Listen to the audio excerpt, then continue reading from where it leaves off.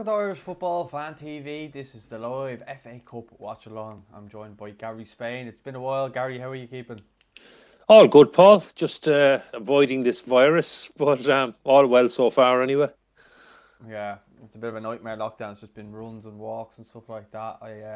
I'm coming second in the leaderboard on the football team in terms of mileage clocked up last week, so I'm Oh, trying to build right. on it again this week. So yeah, just trying to keep busy and stuff like that.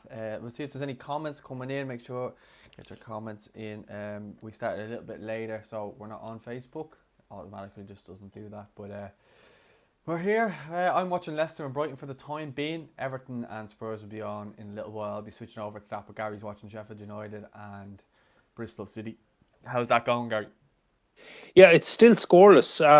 12 minutes gone, and surprisingly, Bristol City have been the better team. And I say surprisingly, not only they're division below Sheffield United, but they've made quite a few changes. They're playing a few academy players. They've a young 18-year-old making his debut at left back. So it sounded like they were, well, I think throwing in the towel a bit, but far from it. They're having a right go, and Ramsdale had to make one great save already, and it's first 13 minutes now. It's all Bristol City. Yeah, I literally just turned this Brighton game on, so I haven't seen. I know you said Aaron Connolly was on the bench, but I've literally not looked at it. I just had so much to do, so I'm just kind of jumping on a bit later. But I do know that Matt Doherty is starting for Spurs and Seamus Coleman is on the bench for Everton. It's interesting that Seamus is on the bench again. This will be the third game in a row now. He's on the bench for Everton, and obviously Matt now is getting his chance with it being an FA Cup game. I think Mourinho felt as though it's probably an opportunity to give him to play him. So he's playing. I'm not sure where exactly he's playing yet. He could be right back or left back. I'm not sure. I only seen that he was starting. I haven't seen the actual lineup. So once I see the lineup, I'll let you know where he's playing. But the battle of the right backs, I suppose. I'm sure James will get on at some point. But um, I imagine that Carlo Ancelotti was looking at Heung-min Son and thinking he didn't really want Seamus Coleman coming up against him. He would Yeah, I rather see have Matt Doherty. Godfrey. My app has Matt Doherty playing right back, and there's no Serge Aurier. Ben Davies left back, so I think that's probably correct. Yeah, I'm a bit disappointed. So it looks like there's three. Is it Keane, Godfrey, and Yari Mina are all playing in a back four for Everton? So Yeah, with Godfrey Lucas and Digne. Dean will be the fullbacks, Okay, left and right.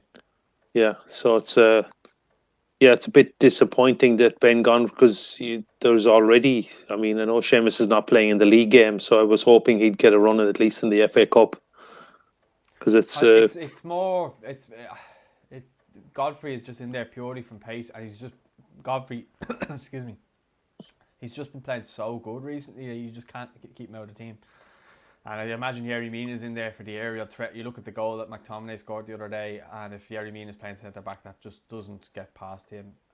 I know Olsen ultimately slipped and let it in against Man United, but if you really look at it, I think that's the reason Yerry Mina is back in there, just for his aerial height and stuff like that. He's a battler. Seamus, yeah, he's had to bide his time. It's a bit frustrating, obviously, from an Irish point of view and a biased point of view. We obviously want to see him play every week. But I think his days are numbered as a starting right full for Everton. I think that's evident in the last three games. I yeah. think Everton are on the lookout for a world-class right back. And I'm not saying that Seamus is not... he's not world-class anymore. If you give me the Seamus Coleman for 4 or 5 years ago, playing in this Everton team, then yes, world-class, I would say. I think you'd agree with that as well. I don't think I'm being biased in saying that, but I think Seamus Coleman in his prime was world class and one of the best right backs in world football, never mind European football. Yeah, I'd agree with that. It's just it's disappointing that he's falling down the pecking order. And you're mentioning Everton buying a right back, but it looks like he's definitely not first choice and possibly not even second choice now, which is a big disappointment. So hopefully he will get some game time because well, I mean, we were talking a few months ago about who would be pick as right back. We had Matt Doherty and Seamus Coleman both playing well, both in form, Darren and Finn, yeah. now we well, both of them are effectively out of favour. Matt Doherty is second choice. At least he's getting a run in the FA Cup, and Spurs have Europa League games coming up as well. So I imagine he will see plenty of game time before Belgrade. But it doesn't look like Seamus is going to play too much now. Interesting one as well. I mean, both teams have made some changes. It's a long time since either side has won a trophy, and you would think that suddenly, should the FA Cup become a priority? I'm sure Everton fans, would you prefer the FA Cup to the top four? Um, I think Tottenham fans, well, it's 2008, I think, was the last trophy the Spurs have won. I know you go back a little bit further, Paul, but a bit surprised Spurs resting Harry Kane. I know he's on the bench, and I know he's just come back from injury, but I don't know. I thought they might have really gone for this one. See, with Everton, I would want a trophy more than a top six finish, to be honest. Not even top four. Just wants to win something. I think it's been far too long. And I look at someone like, we just mentioned Seamus Coleman, someone like him who's been at the club so long. I mean, he's probably the last of the David Moyes era. I would probably say he is the last player of that era that's still at the club, like in terms of playing. Leighton Baines retired at the end of last season. I think the two of them were the last two. And it's funny because last season they started the game left and right back, and that's how long David Moyes' kind of legacy lived on with the two of them. Still as the right, I think it was 10 years after they first started together, and they were again in the lineup. But Baines retired, and Seamus I think will still go for another 4 or 5 years, regardless whether he plays for Everton or if he moves on to pastures new, which you couldn't really blame him if he did. I know I'd be heartbroken because obviously he's like my favourite player ever now because he's Ireland captain, Everton captain, and what he's done in that time. But yeah, like purely down from a selfish point of view, I could see him leaving probably, if not this summer, maybe next January. I think he might see how it goes. But as you say, at the moment he's not getting a look in. I do think that's due to Ben Godfrey just playing unbelievable. You got to remember Ben Godfrey's been playing so well at left back. He kept Yerry Mina out of the team the other night, and he kept Michael Keane out of the team the week before that. So it's not just Seamus Coleman who's been getting taken out of the team. There has been mixes around. He's constantly reshuffling the pack. So it's not just Seamus. Seamus has just been, I suppose, a little bit hard done by because Mason Holgate's come in and filled in at right back, who is actually out tonight. So he was poor against Man United. So I think that's all it is. I don't know, maybe Seamus might be carrying a little knock or something like that. You got to remember when Carlo did bring him in and he was playing really well, he got an injury, got a hamstring injury, then he went away with Ireland and picked it up again. So you got to think maybe Carlo's, there's a lot of games at the moment being played. I know he's not playing at all, but you got to be wondering, is Carlo maybe managing him for a later part of the season, which wouldn't surprise me because he's obviously come out numerous times and said he's a big fan of his. Okay, yeah, no, well, purely again from a selfish perspective, an Irish perspective, we need him to get some game time ahead of Belgrade. From maybe having too many right backs, we're suddenly getting a bit concerned about the position. Yeah, well, it is because again, like Shane Duffy, we wouldn't have imagined a year ago that we'd be talking about this. That's three of our, you would say, back four. Usually it's either Seamus or Matt. And you're talking about three of them, and the fact that they're not playing or maybe not in form is a little bit worrying coming in a month before games are going to be played. It is a bit worrying, but as we know and we always say, there's a lot of football to be played, and I think just don't need to be getting too worried just yet because they could play their way into form between now and then, which would be good. Look at Conor Howerton, for example, someone who's just played himself back into form by scoring a couple of goals. Now, I know he got a move to kind of rejuvenate himself. We will speak about him later on, but he's just an example of someone who kind of just needs maybe just a goal to get the confidence back up. If Matt Doherty scored tonight, that might just be the little, G me up that he needs, because we know he's a class player, but the way Mourinho plays doesn't seem to suit him as much as obviously the way Wolves played, which suited him down to the ground. He was almost like a right winger at times and didn't really have to worry as much about defending. Whereas with Mourinho, you have to be up and down, and I think Mourinho said himself like he wanted to sign him because he was so sick of playing against him. That just shows how good Matt Doherty was at Wolves. But the fact that is that Spurs just aren't playing him they're kind of playing him in a back four, which obviously with Wolves it was more of a wing back role, wasn't it? So Yeah, even with Ireland, he's not the same player in the back four. You'd probably say he looks more like the Spurs player when he plays for Ireland than he does the Wolves player, as well. yeah, I think the wing back role definitely suits him because Wolves would play three at the back and play with wing backs. And the other thing is, Mourinho would have known this when he signed him, but the Spanish left back, I know he's injured at the moment, Reguilon, I keep messing up his Region, yeah. pronunciation, but Reguilon. So he's very much an attacking left back, and I suppose in the Matt Doherty role, so it can be a bit much to play both of them. Now I know Ben Davies is playing tonight, who is much more defensively solid. So it would give Matt a chance more to attack. Yeah, a goal would be nice. Not sure you'd be too happy with it, Paul. But certainly a good performance would certainly help. And I think with all the games Tottenham have coming up, I think we will see plenty of Matt Doherty in those games, even if he doesn't become the first choice right back for Spurs in the next few weeks. He'll still get plenty of game time. But I'm a bit more concerned about Seamus, that to see him. Yeah, hopefully it's just a matter of Carlo Ancelotti managing him a bit, but I would like to see him get some game time because an informed Seamus Coleman with his experience and know-how and just defensive nous away from home in Belgrade is the kind of player you'd like to have on the pitch and with plenty of game time in his legs, etc.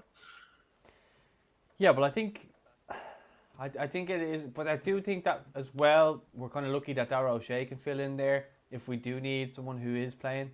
Now, I know he's kind of been in and out and more so playing centre-back, but we know that he can do a job at right full if we need him to. Now, I don't think that Matt or Seamus will be under threat by Darragh. I think he'd be putting more pressure on a centre-back than he would at right full, I think. But, look, we could be talking nonsense right now because someone could get injured between now and then, who we mentioned, and they might not be in the squad at all. So, you know yourself, every time it kind of comes around to squad, someone gets injured or picks up a knock or something, and then all of a sudden they're ruled out and it's a nightmare situation. So, we can't speculate too much. We can only hope that they could get a few games in between now and then so they're just sharp. And when they come in, then obviously we want them to play as well as they can then for Ireland. And I think we've spoken about before, if we can get Seamus in to play against Serbia, that would be great because obviously as a more defensive outlet, he's far better than Matt Doherty in a defensive point of view. And then obviously we had spoken about the Luxembourg game and how we would like to see maybe Doherty starting that one because we'd be more on the attack in that one, which obviously makes sense. So yeah, let's just hope that they're wrapped in cotton wool between now and then because we will need them, even if their clubs don't. We definitely will need them, I think. Yeah, 6 weeks tonight is the Serbia game, so it's not that far away, and hopefully we'll be out of lockdown by then. But I'm not so sure about that either. Yeah, well, let's live in hope. There's a couple of comments coming in there. We will read them. Apologies to anyone who thinks I'm not actually looking or listening. I have a camera here, I have a computer there, and I have a screen there. So I'm trying to do 3 things at once. So bear with me. So Avon Moore Fresh Milk is in the comments. He says, yes, Paul and Gaza, what's happening? How are you, Avon Moore? Or what did he used to be? The fella with the weird profile picture. I can't remember the name. Well, how's it going anyway? We're all good. How's the fresh milk? Sean says, yeah, it is, Gary. I think he was talking about Matt Doherty playing. He says Tottenham are also in the Carabao Cup final against Man City. And then Alan Roach says, what do you think of Danny McNamara earned himself a new contract with Millwall, a long-term deal with Millwall this week, which was good to see because if you think back to last season when Jay Malumbi was playing there, yeah. Was at Millwall. Danny McNamara never really got a mention. He was in and out of loans. He was playing with the Ireland under 21s, but he was in and out of the squad. He wasn't really starting or anything like that. So to see him go out on loan, I think it was to St Johnstone earlier in the season. He got recalled then because he was obviously playing good football at St Johnstone. I'm pretty sure it was St Johnstone, Kilmarnock or St Johnstone, one of them anyway. And then came back to Millwall in January and he's produced really good performances. And now he's got rewarded with a long-term contract, which he seems to become a regular starter. I mean, particularly when I was checking the teams for whether Troy Parrott was playing or not, you'd see Danny was starting to appear and playing regularly. And yeah, it's great news that he's got a new contract. They obviously rate him very highly.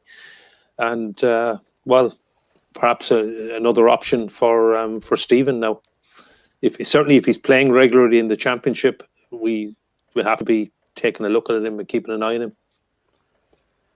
Yeah, I think he basically had a post out recently where or was it a paper article that said, you know, if Stephen wants me, he can come and get me, type of thing. So, in terms of being called up and stuff like that, but I think he's miles off being called up. I think Ryan Manning, who got an assist tonight against Man City in a 3-1 defeat. 3-1 defeat, yeah.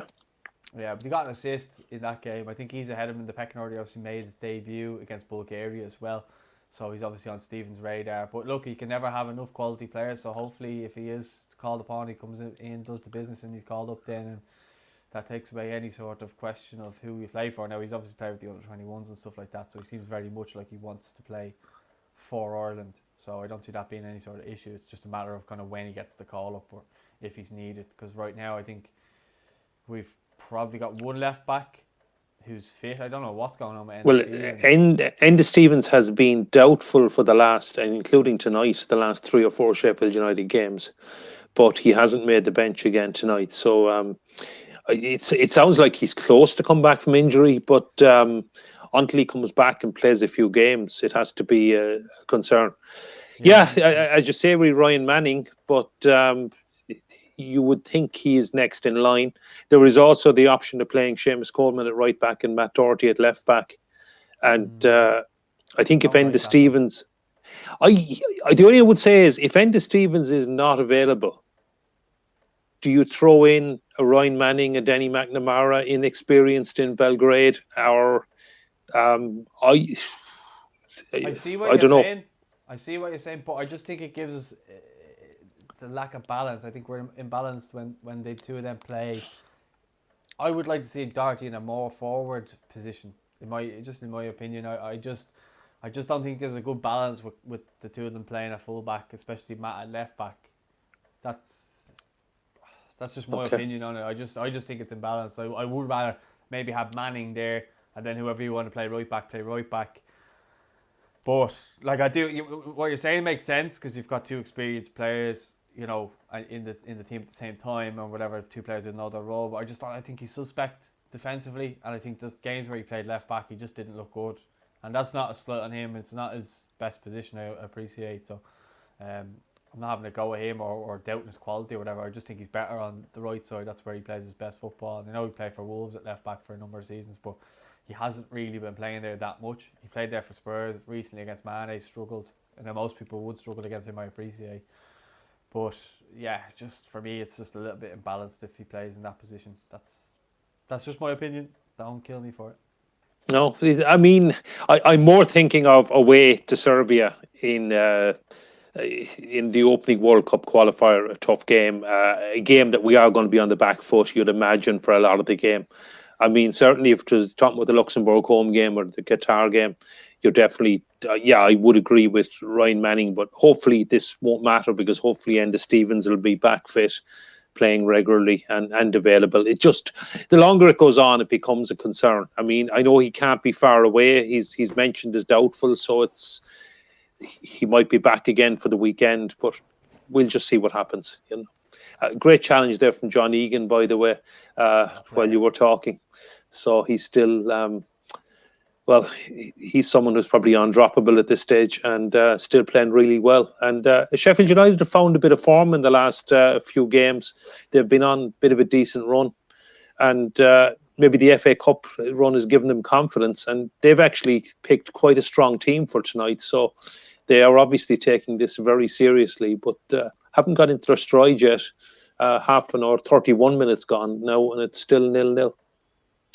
Just quickly, Gary, just on that, Mikey K has a good question there. He says, hi lads, why are Irish players struggling to get a game in any Premiership team? Are we not producing quality players anymore, or is Prem higher quality these days? Now, I think I'll say what my piece first, and then I'll let you have yours, Gary. But I just think it's purely down to how many foreigners are coming into the league. Because if you look at our players, you look at someone like Conor Howard, who's just gone to, say, Swansea. He was maybe struggling in the Premier League to get game time, but you can see his quality shine through. You know, people go, oh, he's only Championship level. If you speak to any Villa fan, they've all spoken very well about him. You look at last season when Villa stayed up. He was one of the main reasons why Villa stayed up in that period after the lockdown. I just think it's the foreign imports coming in, and that's not their fault. The foreign imports either, like they're playing well and they get bought. But I think that's what it is. I think that's kind of overshadowing. I think if you speak to any sort of even English people, they'll say that foreign people are taking away opportunities for their English players. So the English players are going to get priority ahead of the Irish players, for example. That's what I think. Anyway, Gary, you can say how you feel about it if you like. Yeah, I think it is a bit of both. I mean, the Premier League has probably become, arguably, but I think it is probably the best league in the world in that it's so competitive. I know people will probably say La Liga as well, and there is a good argument for that. But there are so many quality players being attracted to the Premier League now, and it does make it really difficult for our players to get into the top six sides. Or the traditional, what we call the top six, but even into any of the Premier League sides. And I think the managers are going to pick, I don't even know if they'll have a bias towards an English player, Paul. I think it's just going to pick the best players available. And there's so much money. Like I looked at Ian Wright there the other day. I think he was saying about English players. With all the foreign players coming through, the English players are getting held back. Actually, do you know who it was? It was Paul Gascoigne. Weirdly enough, I was listening to his podcast. And he was saying, like, if you look at nowadays, there's just so much foreign players coming in, it kind of takes away from the English players. That's what that was. Sorry, continue. Yeah, so I think the competition becomes a lot harder, and it does become more difficult even to break through. I mean, I was certainly expecting Jason Malumbi to break through at Brighton this season, and it hasn't happened for him. It's great to see how well Conor Hourihane has done since he's gone to Swansea. Playing really well, scoring goals as well, and from us saying a few weeks ago, he may not have been in the team in Belgrade. He nearly a nailed-on starter on current form, but it is a concern. Now, the other side of it is, I think there is something to say we're not producing the quality players anymore. Now, I think there is a very good crop of young players, so I think there is the potential there.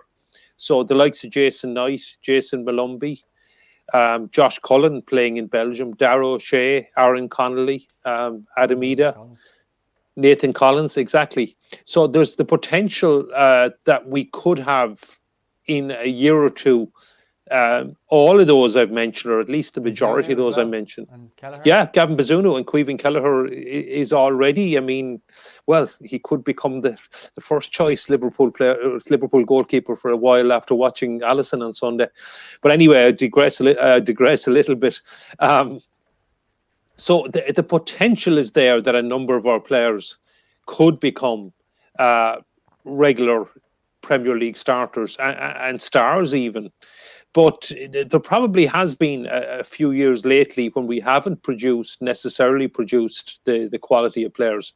But I think that there is high hopes for the players I've just mentioned, and maybe a few more to come through as well. But it is more difficult. And it's what's also going to make it more difficult, I know we've talked about this before, is with Brexit that the Irish players can't go to England at 16 anymore. They can't go to England now till after their 18th birthday. And that will mean, the same applies actually to foreign players, so players from outside the UK. So it will actually really impact all the English clubs. But let's say that's the advantage the young English, Scottish, Welsh and Northern Irish players will have, in that they can still go to Premier League clubs at 16. And benefit from the full-time hands-on coaching that simply is not. Look, I know some of the clubs here, Shamrock Rovers, Bows, they've done fantastic work with their academies, and Rovers out in Roadstone, Bows with St. Kevin's, etc. Brilliant work done, but there just isn't the time, the quality of coaching there that's available at the top Premier League clubs, and it's actually a worry for me that our players are going to to suffer from that the really elite players, the likes of a Troy Parrott, who hopefully will become a star, that they can't go at 16 anymore. Now they can still go to Bayern, they can go to Real Madrid, to Barcelona, to any country in the EU. But I think it's just at 16 to be going. I know it's still a foreign country when you go to the UK, but you still speak the language. It's not. It's less than an hour's flight away, whereas it's just that bit of an extra step to go to Spain, Italy, or Germany, or Netherlands, or wherever else. I think it's just a bigger deal and a bigger ordeal for a 16 or 17-year-old. So I think that is a concern and a worry for the future, for the production line of players coming through. But so yeah, I suppose it's a long-winded answer, Mikey. But I think a bit of both. Well, I think it's one of those where you don't know what's going to happen over the next. Like, you think about it, you go back to 2 years ago, and you were all thinking like, where are good players going to come from? And then all of a sudden, these under-21 players under Stephen Kenny came through and started doing well. Connor Ronan as well is probably one who's a good example of someone who's gone away to foreign leagues and done well. Now, it'd be interesting to see next season what's going to happen with him. I think he has the potential to be a real star, but he needs to play games for Wolves. Otherwise, leave Wolves and go somewhere permanently, because he's not getting any younger. I think he's like 22 now. So, yeah, I was happy to see someone like Josh Cullen going to Anderlecht. I was happy to see Jack going to Apoel.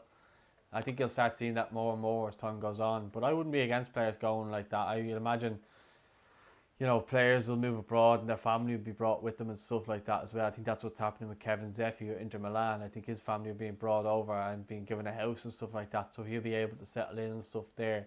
My only worry is the kids these days, they're given too much too young, and too many of them kind of fall off the wagon. So I just hope that doesn't happen.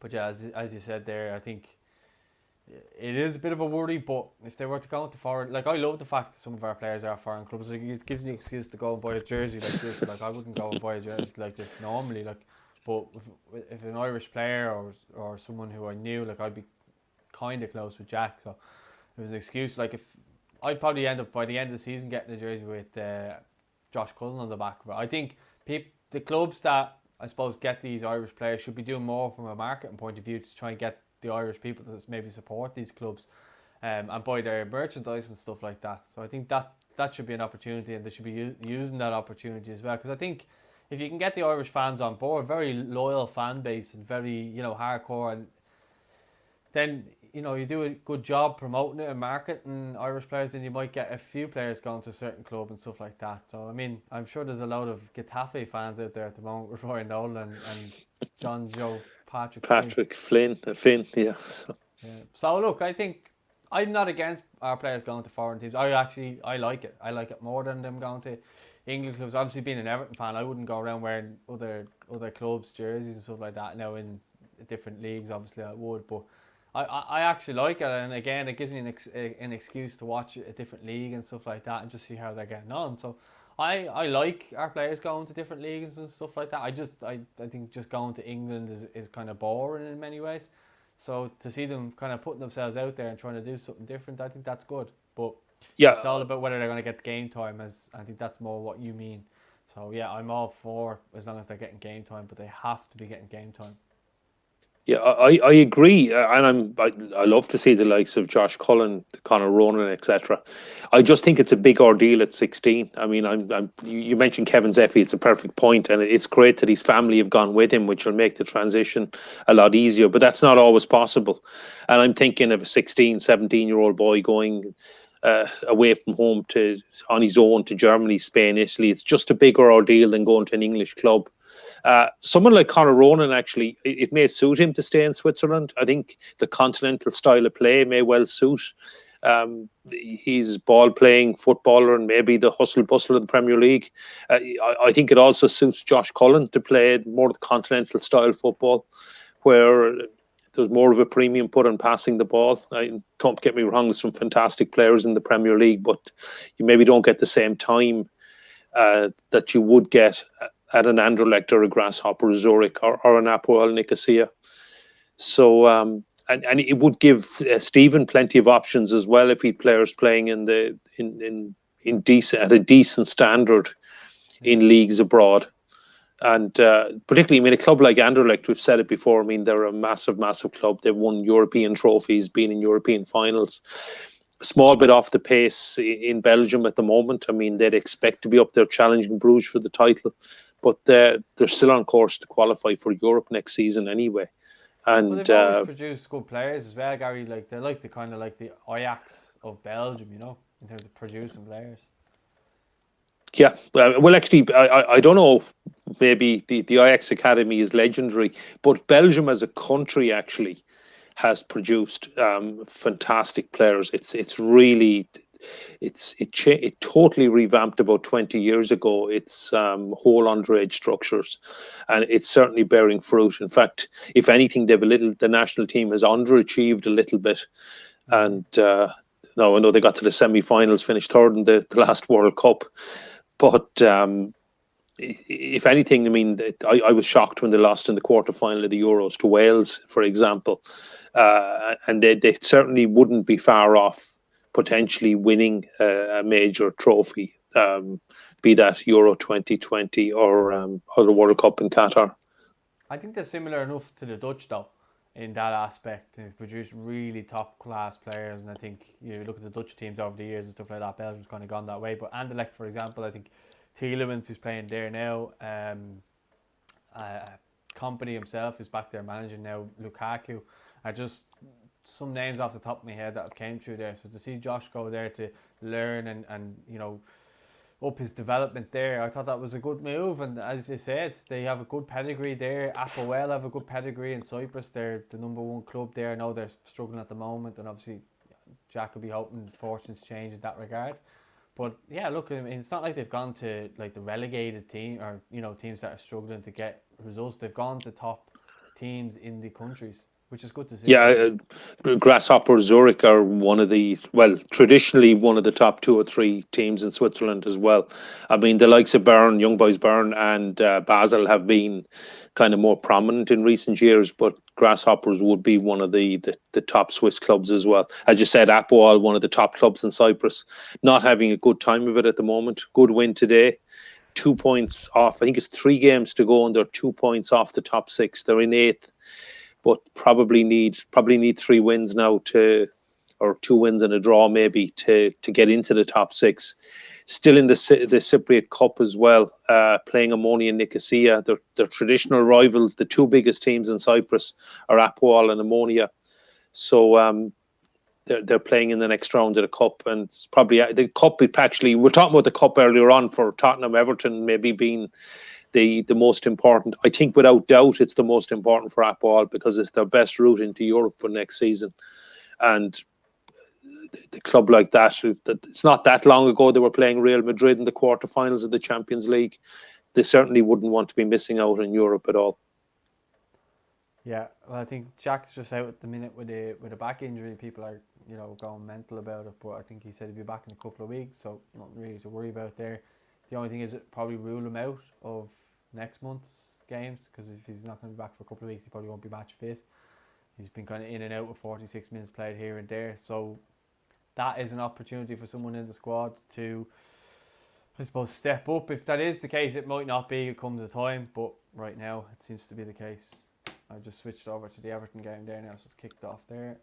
We're in the only minute of added time in the first half, and it's still Sheffield United 0, Bristol City 0 anyway. I might switch over for 15 minutes of Everton as well during half time, but I'll go back. Well, I'll maybe watch Leicester and Brighton, which has gone half time, and that's scoreless as well. And a big goal in Scotland as well. Celtic are 1 up away to St Mirren. I don't seem to have a goal scorer for that, but big Irish interest in St Mirren, and a big Irish interest in, I imagine, in hoping Celtic win the league as well. So plenty of football on around Europe tonight. Just saying that Robin Olsen's just made a brilliant save there. It's Rogic has scored the Celtic goal, by the way, Tom Rogic, and Jamie McGrath has gone off injured. I presume injured after 16 minutes. That's not good news. Another player who'd been playing really well and was possibly going to be in Stephen's thoughts. Yeah, even though he played it down in the interview, but yeah, um, I'd love to see someone like Jamie McGrath get an opportunity at some point because he's just a lovely young fella, really nice lad, and yeah, just he's someone who you want to see excel and do well and get an opportunity to play for Roy because he's one of them like we all wanted when Jack got his call up and stuff like that. It's just you can see how much it means to these lads. They grew up watching Ireland, and now the chance to play for their country is there. So hopefully it's not too bad. Hopefully he can play himself back into form and be considered at the very least or be on at least the standby list when the time comes in 6 weeks from now. So he's got time on his side, I suppose. If it's not too serious, let's just hope. But Liam McNamara, it says there, what would be the dream Ireland game for fans to be back in stadiums for the first time? Well, the dream one for me would be Serbia away, but I don't think that's realistic. I think being realistic at this stage and taking the vaccine rollout, I would be hoping that the Portugal game in November, I think it's on is it on a Friday night, Thursday night, or a Friday night in November, that we'd have, if not a full house in the Aviva, at least a 50% attendance. Ronaldo coming to Dublin, maybe it decides who tops the group, beat the Portuguese and win the group, but maybe I'm being way optimistic there. But for me, 1-0 Spurs. Sorry, 1-0 Davinson Sanchez, I saw it there. For me, realistically, fans to be back, decent numbers, maybe Portugal. Hopefully, maybe would there be small numbers allowed back in September? I don't think there's any chance next month of any fans being at Luxembourg and Qatar. Maybe in September, maybe it's a bit too soon. We don't have a home game in October. Optimistic to say Azerbaijan or Serbia at home. I think maybe in September, maybe not. But Portugal, I would hope that there would be a decent attendance allowed for the Portugal game in November. And well, it would give us all something to look forward to get back. I'm hoping for the League of Ireland, by the way, that we'd have fans back in the summertime, and the clubs desperately need that. And just looking at the fixtures, normally they're pretty top heavy early in the season with midweek games. And I noticed the FAI have very few midweek games in the first few weeks of the season. And well, I'm only guessing on that, but I think I know the answer. I think I'm correct in this, that they are banking on fans being allowed back in the summertime. And for the sake of the clubs, I'm sure it's what the clubs would have wanted, that to have the midweek games later in the season, then when possibly they can get fans in, get some revenue, etc. But for an Irish perspective, I think realistically, Portugal at home in November, and hopefully a full house, but even 50% attendance or something like that would be nice. And what an atmosphere we'd have. Ronaldo coming to the Aviva. Yeah, I agree. Well, hopefully we will see that. Just going to run through a couple more of the comments there. David Walsh says, "Love the jersey, Paul. Thinking of getting the away one myself." They're having a 70% sale on their website. If you go to my Twitter, which is underneath my thing there, I put the link up there for the 70% off, so you can check it out and get it. Hopefully you get a good discount on it. Mike K. Some aren't consistent enough, but the likes of O'Shea and Connolly are getting 67% of the time. Yeah, that's probably right. Gavin says, his comment's gone. Seamus to start against Serbia. Ireland squad must be near herd immunity at this stage. Mipo Odubeku is going to choose England. Charles Abraham, that was the name. Yeah. Thoughts on Doherty at Spurs so far. Thoughts on John Patrick from Getafe. Don't really have any thoughts on him. Haven't seen him play. Just seen a couple of things saying, he wants to play for Ireland, and everybody losing their mind over it instead of just seeing if he's actually any good before we start raving about him. But it's good to see a player playing in La Liga. I think we spoke about before. Gary being yourself, I think. Yeah, no, I mean, if he's playing in La Liga, he must be decent enough, and certainly, I would love to see him in a green shirt. But I must admit, even though I have the La Liga TV, I haven't seen any Getafe games. I'm not actually sure if there have been any on, but I haven't. I suppose since even though I still have the games, since they've gone off Sky Sports, I've tended to watch a lot fewer of them. I don't know why that is really, because I still have the games, but maybe it's just, I don't know what, I don't know if other people find the same. You've got to move up further in the channels, etc., to find them, and maybe you I know stop flicking I'm and the same. I've obviously got that yeah. new thing there, and I'm actually flat out watching the league to see if I can see him. Obviously, Roy Nolan's out injured with an ACL injury, but I did see on his Instagram that he stepped up his recovery a little bit. But yeah, look, I mean, there's no point in having a chat about him. We just haven't seen him. We'd just be bluffing otherwise, to be honest. But Manuel Olivo is, I think he said he's, I don't know what that means. Arriba El Is it? America. I could be the Mexican team, Club America, massive club in Mexico, huge support, play in Maybe there's some Mexico jerseys City. from there. Or maybe, actually, I think they are. Are they yellow and blue? I think. Oh, correct me if I think they may be. Um, I've got to see one Mexican game. I got to see the Tijuana, the Holos, but so they're probably my Mexican team. That's really going to annoy. Anyway, there we go. Did you read that? Yeah, that's not good news. I hope he's okay. Best wishes to Jamie, because that is a real shame. He's been playing. Hopefully, it's just a sprain. So obviously, I haven't seen it at all, but hopefully he's going to be okay. All right, thanks for the update, Gavin. Appreciate that. But Yeah. hopefully he is okay. Obviously, a great lad. Actually, I Someone can everyone wants to. flick over to that game since you're watching Everton and Tottenham. It's still Yeah, 1-0 to Celtic. 23 minutes Alan gone. There's Moore another says, yeah, it's centre. not looking good for McGrath. Sean says, who do you, it's the last comment we have up on screen there. Who do you guys support in the LOI? Gary, who do you support? Well, I'm a lifelong Limerick FC fan. I'm originally from Limerick. I'm hoping to become that I'll be supporting Treaty United this year in the first division. I think very, very confident. There's an excellent license application gone in. Unfortunately, it hasn't been confirmed, but I'm very hopeful that the TBC in the first division fixtures is going to be Treaty United from Limerick. Third city, no League of Ireland team in 2020, no men's team. We had a women's team, no men's team in 2020. First year since 1937 that there hasn't been senior football in the city. So hopefully back in 2021. I know I'm totally biased, and I will admit that, but if it has to be a choice between Shamrock Rovers 2, a second team from Rovers with all the Dublin clubs as it is already, and a club from Limerick, I think it has to be Treaty United, and hopefully it will be. I'm sure Sean, as a Bows fan, probably doesn't want a second Shamrock Rovers team in the league anyway. So, so hopefully in 2021 it'll be Treaty United. Do you think I'm a massive Shells fan as well, Sean? So most people would know that.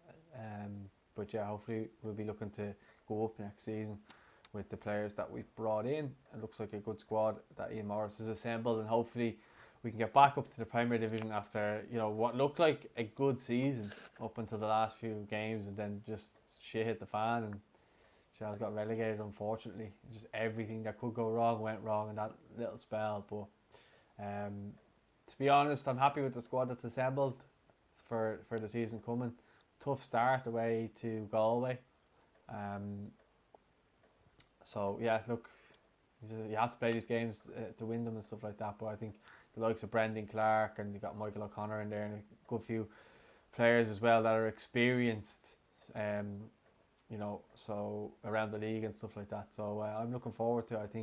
I think Shells have what it takes to go up again, hopefully as champions, and if not via playoff, but I'd like to come up as champions again, like the season before last would be my ideal scenario. It's going to be tough, Paul. In fact, it might be very, very early, but I think I'll be correct in saying this, that the opening night will tell a lot, and the subsequent games between Galway and Shells will tell a lot who wins the first division title, because I would certainly say with great confidence that the winners of the first division in 2021 will be playing in the DC Park on the opening night of the season, because John Caulfield is obviously a superb manager, but he's building an excellent squad there in Galway.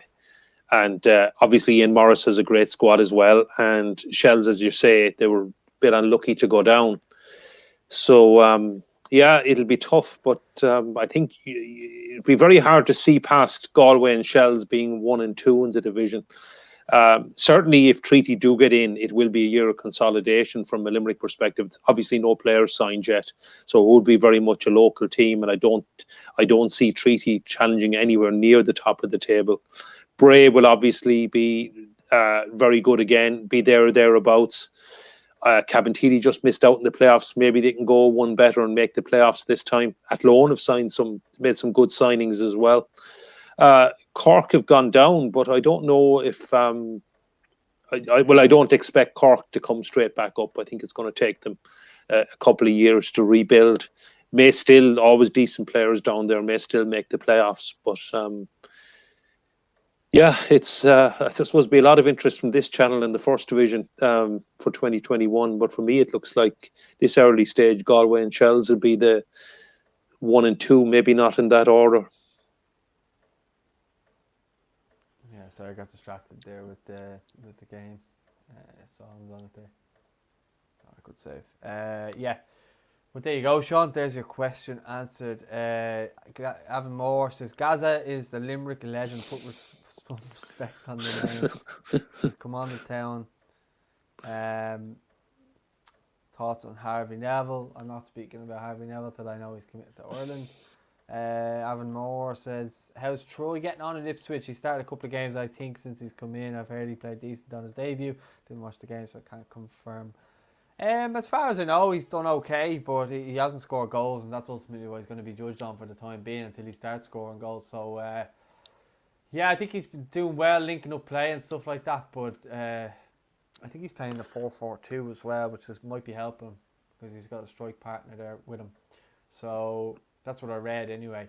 So, yeah, it's hard to watch the games and stuff like that because obviously with the games that are on at the weekend when usually all the games are kicked off, you can't watch them live, so you can't watch, say, Troy or because I know Alan Judge scored the goal in the game and Mark McGuinness is playing for themselves. So if I was able to watch the game, I probably would watch it, but unfortunately we can't. But I heard he's doing okay. Look, it'll suit him better there, I think, playing just the league below. Well, that would be tough and physical. He just needs a goal to get himself, and he just needs one to go in off his backside and then, go on from there. That's usually what happens.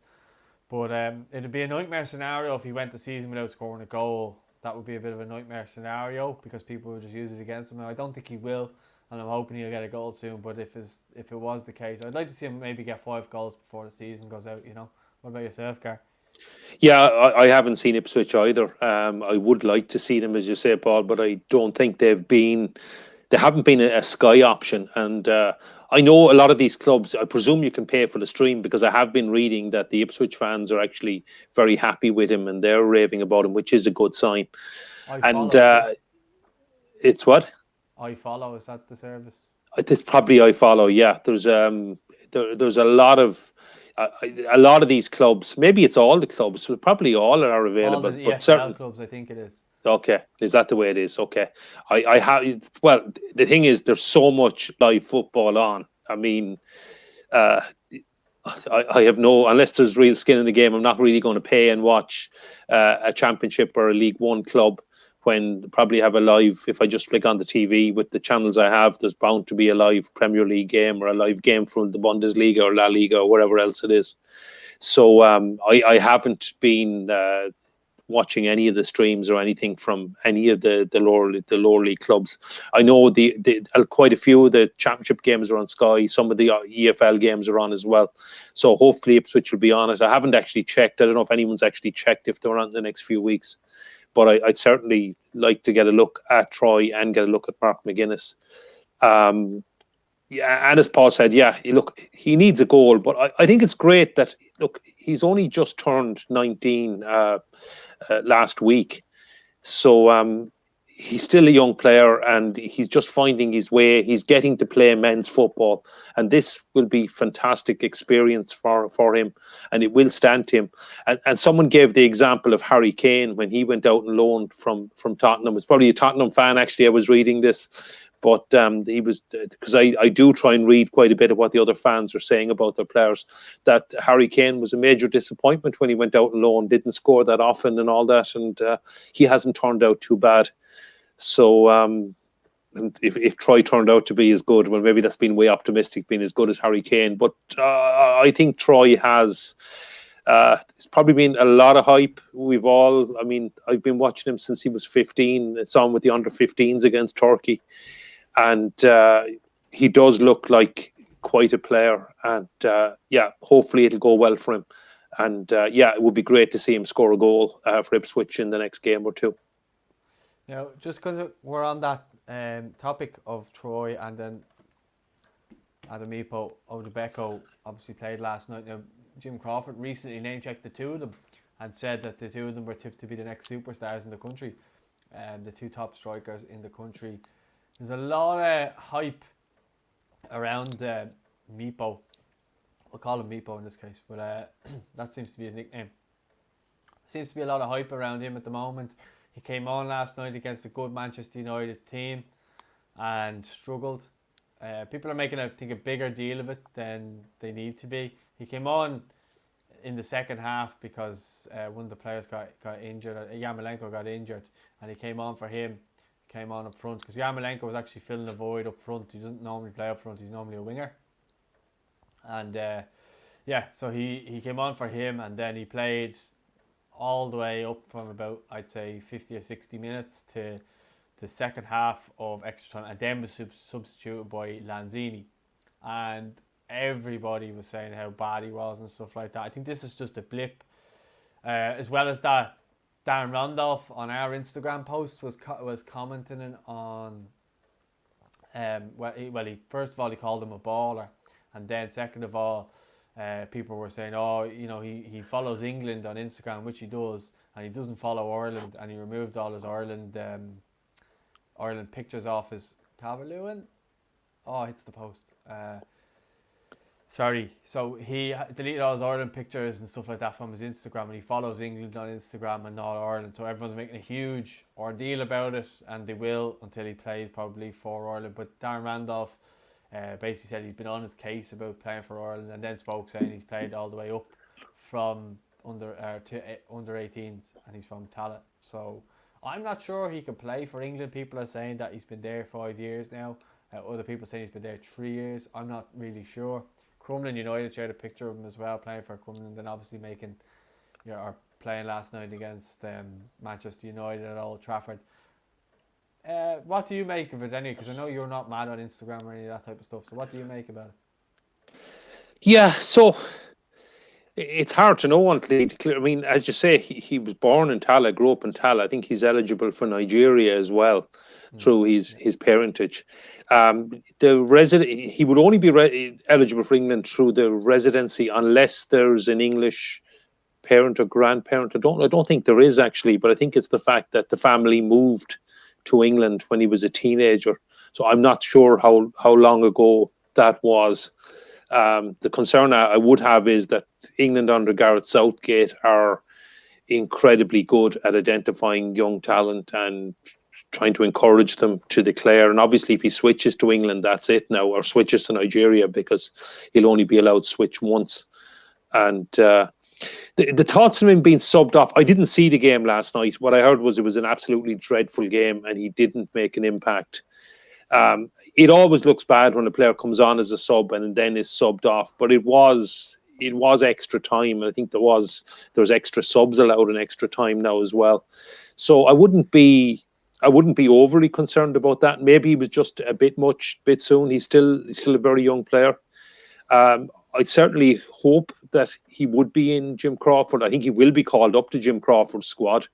I hope he'll take that opportunity and play with the under-21s. There should be. We don't have any competitive under-21 fixtures in March. We do have a couple of friendlies, I believe, being organised. I don't know who they're against yet. But obviously the new under-21 campaign is going to get underway in September, but but I know Jim Crawford is hoping to have a couple of friendlies in March and hoping to play if there is a Toulon tournament, which I know was a great help for Stephen Kenny a couple of years ago. If there is a Toulon tournament, I think we're hoping to play in that in May or June. So look, I'd certainly like to see him in the under-21 squad, and I think that would test his commitment and his allegiance to Ireland. So I haven't, to be honest, I haven't seen him play, so I don't really know if he's going to be a star. But he's already involved. West Ham are playing really well, doing really well in the Premier League, and okay, he got off the bench in the FA Cup. He's been on the bench for some Premier League ties. So he's obviously got talent. He's obviously highly rated, and we certainly could do with some attacking talent. It's the big. We've said this so many times, Paul, but it's where we're lacking in creating goals and scoring goals. I think we've got some decent goalkeepers. Lots of competition at the back. We've got quite a few options in midfield, particularly from the box to box or defensive midfield players. But apart from Aaron Connolly, there's not too many exciting young players that have yet to come through. Although we have high hopes for Meepo, for Troy Parrott, for Adamida, etc. So time will tell, but I certainly hope he stays with us. And well, he was born in Tallaght, so be really, really sad. Whatever about those who shall not be named that played for us through the parentage rule, but if we were to lose someone that was actually born here, I think that would be a big blow. Yeah, it's just interesting why he would decide to delete all of his Ireland pictures and why he follows us England and not Ireland. That is the truth. Like, I did check it out. It is true, but I don't read too much into that. I do find it bizarre, however, that he would do that. But anyway, like, whatever. If he comes and plays for Ireland and does the business for us, I'd be happy enough. But like, as I say, there's just so much made of it right now. Darren Randolph seems to try and clear it up last night. So until I hear otherwise that he's playing for another country, we'll keep supporting him and we'll keep putting out stuff until it's put to bed. But I would like to maybe to come out and kind of clear that up. But look, let's just hope he can continue his development with West Ham with the, I suppose, the idea of then playing for Ireland, because he did leave Manchester United to go to West Ham. That's why it was quite controversial. And then he played last night and had a stinker. So I think Man United were just laughing at him at that point. So yeah, it is what it is. I just want to say that Matt Doherty started well defensively for Spurs here. Anything that's come down the right, he's dealt with quite well. I have the volume off, but they keep cutting to him. So he's doing well so far. Hopefully that's not the case for too long in this game, or if he does slip up maybe once from an Everton point of view, selfishly. But yeah, he's doing well so far, so fair play to him. I'm back over watching Sheffield United now. It's still 0-0 in the 53rd minute in the second half, but they're certainly quite on top. Didsey with a good effort, just gone wide there. But they're definitely come into the game a lot more in the second half, and they've been on top since the break. And I was expecting Sheffield United, particularly Bristol City, making some changes to kick on and win this comfortably, and they may yet do that. Yeah. Just another thing I wanted to speak to you about, because it's been doing the rounds there the last couple of days, is just the fact that there's no real confirmation that Watch LOI is going to come back, and if they do, it might not be as many games and stuff like that, because the figures weren't as big and stuff like that, which is a real pain if that is the case, because it was such a good service in terms of being able to watch games and stuff like that. Like, and the fact that it was staggered around, you could actually go and watch other games almost as if you would watch, say, Premier League games, because they were staggered. You could actually go and you could watch other teams, whereas before you obviously weren't able to watch teams. You'd only ever watch the goals and the highlights, and you wouldn't see how actual players, you know, in their position would be and stuff like that. Now, I know there was some minor issues, you know, commentary and stuff like that. I can't imagine doing a full commentary of this Everton Spurs game by myself. Never mind doing a League of Ireland game and making it sound really, really interesting. It would be hard. Oh, great save. So people who are using that as the excuse to not watch it and stuff like that is because there's one commentator and stuff like that. I think that's a bit silly. But I do think that the service, in terms of the video quality, in terms of, like, they could have had a couple of things could have been better, but I mean, it was just the start of a service. Like, everything that is good takes time to build, and obviously I'd say year on year the standard would have got better at it. But what are your thoughts anyway? I know you're a massive fan of it as well, and you actually had the season Yeah, packet. yeah, I was a big fan of it, and like you said, it was brilliant that the games were staggered. And I know that might be more difficult to do when fans go back and to be playing games at 6 o'clock, because it is difficult for fans to get to them. But it was great to have two games in an evening and then maybe have a couple of games on a Saturday as well. Um, so, look, I think it has to come back in some format. I know they had been talking about maybe showing half the games. Now, I would be very hopeful we get fans back, at least some fans, maybe just season ticket holders, maybe limited capacity in the summertime.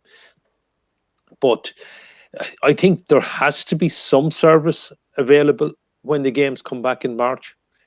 Um, so I think something has to be done, even if it doesn't make money. Yeah. So we only got the figures this week on Watch LOI, but I suppose the fact that the figures weren't being released probably gave an indication that it wasn't uh, a financial success. I thought it was great value for money. It was €55 here. I think you paid a bit more if you were abroad. I think it was 69 if you were living You got more abroad. games though. You got We got more Air games Sport because games. we had the RT games and the Air Sport games, and there still will be some RT and Air Sport games. So I would hope it would come back even, and I suppose if I'm a fan, I obviously I've no skin in the game for any Premier Division club this year. So I would probably be very happy if I got half the games or something like that. That mightn't sound so good if you're a fan of a team that, because look, let's call a spade a spade. If you're going to show half the games, you're not going to show half the Shamrock Rovers games. You're going to show all the Shamrock Rovers games. You're going to show probably all the Dundalk games, all the Bohemians, or most of the Dundalk, most of the Bohemians games, and you might see some Longford games and some Drogheda games, etc. So I think that's going to cause some issues for fans. What are the options? I think what I also liked was the ways the first division clubs actually stream games, whether we're on Facebook or YouTube or whatever. Yeah, I know Wexford were that really good at that, weren't they? yeah, Bray did a fantastic job on it, and Cove did it, Galway did it. And they used, which I think is great, they used in many cases fans as commentators. And okay, you may not get the professional commentator, you may not get your George Hamiltons, but it can be very enjoyable. Maybe not if you're an opposition fan, but to have a fan and people involved in the clubs. I'm thinking of Bray in particular, but people Longford were involved too.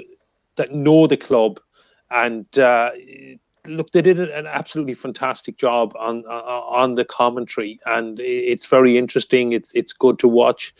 Uh, the camera work can be a bit hit and miss. I know some of the feeds got a bit behind. I'm thinking in the first division, I heard some comments on that there were a couple of minutes behind in some of the games. But even that, I mean, if you don't know what's going on, it's not too bad to be a minute or two behind.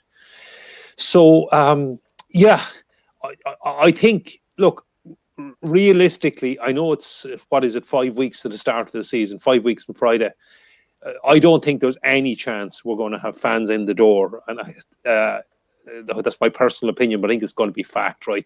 There won't be fans at League of Ireland games in March, April, possibly not in May or June either. I think we need to get the vaccine has got to ramp up big time, and the numbers have got to come way down before the government will consider allowing fans at sporting events.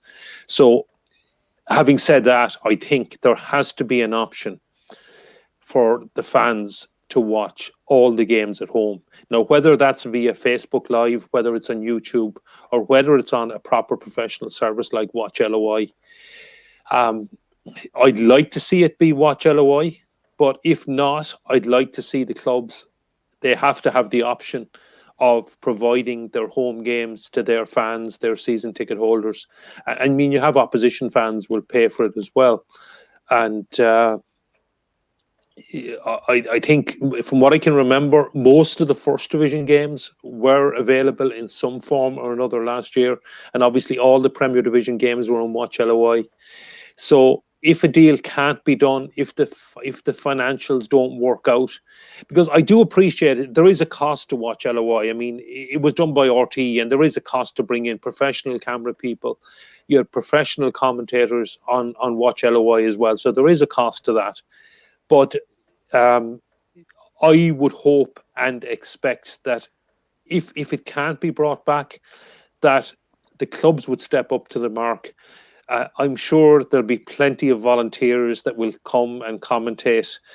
And even if you get a couple of fans, I mean, I know, look, Derry City have a couple of fans do local radio commentary on some of the games, and that's very good as well. It may not be professional commentary, but you have fans who really have a passion and a love for the team, and I think that'll come through in a commentary. And look, if you have a Facebook Live, a YouTube, and a couple of volunteers as commentary, it's certainly a lot better than nothing. And I think it'll get the viewing figures. I hope it would be cost effective for the clubs. And I think it's important for the clubs, when fans can't go to games, that they can still see what's happening and what's going on. And because, look, hopefully, I think you have to go and buy. I'm appealing people. I'd certainly be buying a season ticket for Treaty if we can get a license for the first division. Please buy a season ticket for your club. It's desperately going to need it, and hopefully, I mean, I think when fans can come back, and really, really hoping fans will be back this summer at League of Ireland games, at least in limited numbers, that season ticket holders will be forced in. But hopefully that in the meantime, there will be a way of watching your team home and away in both the Premier and First Division. I don't know, Paul, what do you think is going to happen? But just like I liked what you said there, like, but the first division clubs, they did show some like initiative to say, all right, well, look, if they're not going to allow us to maybe stream it on Watch LOI, we'll find our own way of doing it. And to be fair, a lot of the clubs did it well. I think if maybe they can explore the possibility of maybe a local business sponsored some of the advertising for some of that might be a way of getting some income on top of, as you say, their season ticket sales or whatever, or selling maybe a fiver for the game, a fiver for the stream type of thing. That could be an option as well. But I think some of the clubs, there's a blueprint there from the likes of Longford, the likes of Bray and stuff like that. Some of the other clubs could do. And then over the course of a year, as I said about Watch LOI, if people are kind of given, there's ways around, the top class cameras and stuff like that. Like I wouldn't imagine so many of them have the top class quality. It's just a matter of showing the games. I'm sure fans of clubs wouldn't care if there was replays or anything like that once they can get to see the game. I'm sure there's people that are living abroad that want to see the game, or a Patreon account where you have to pay per month or a season's pass or whatever, and you have the Patreon and you get every game that way. So there is other opportunity or other kind of avenues in which you can make money as well at the same time.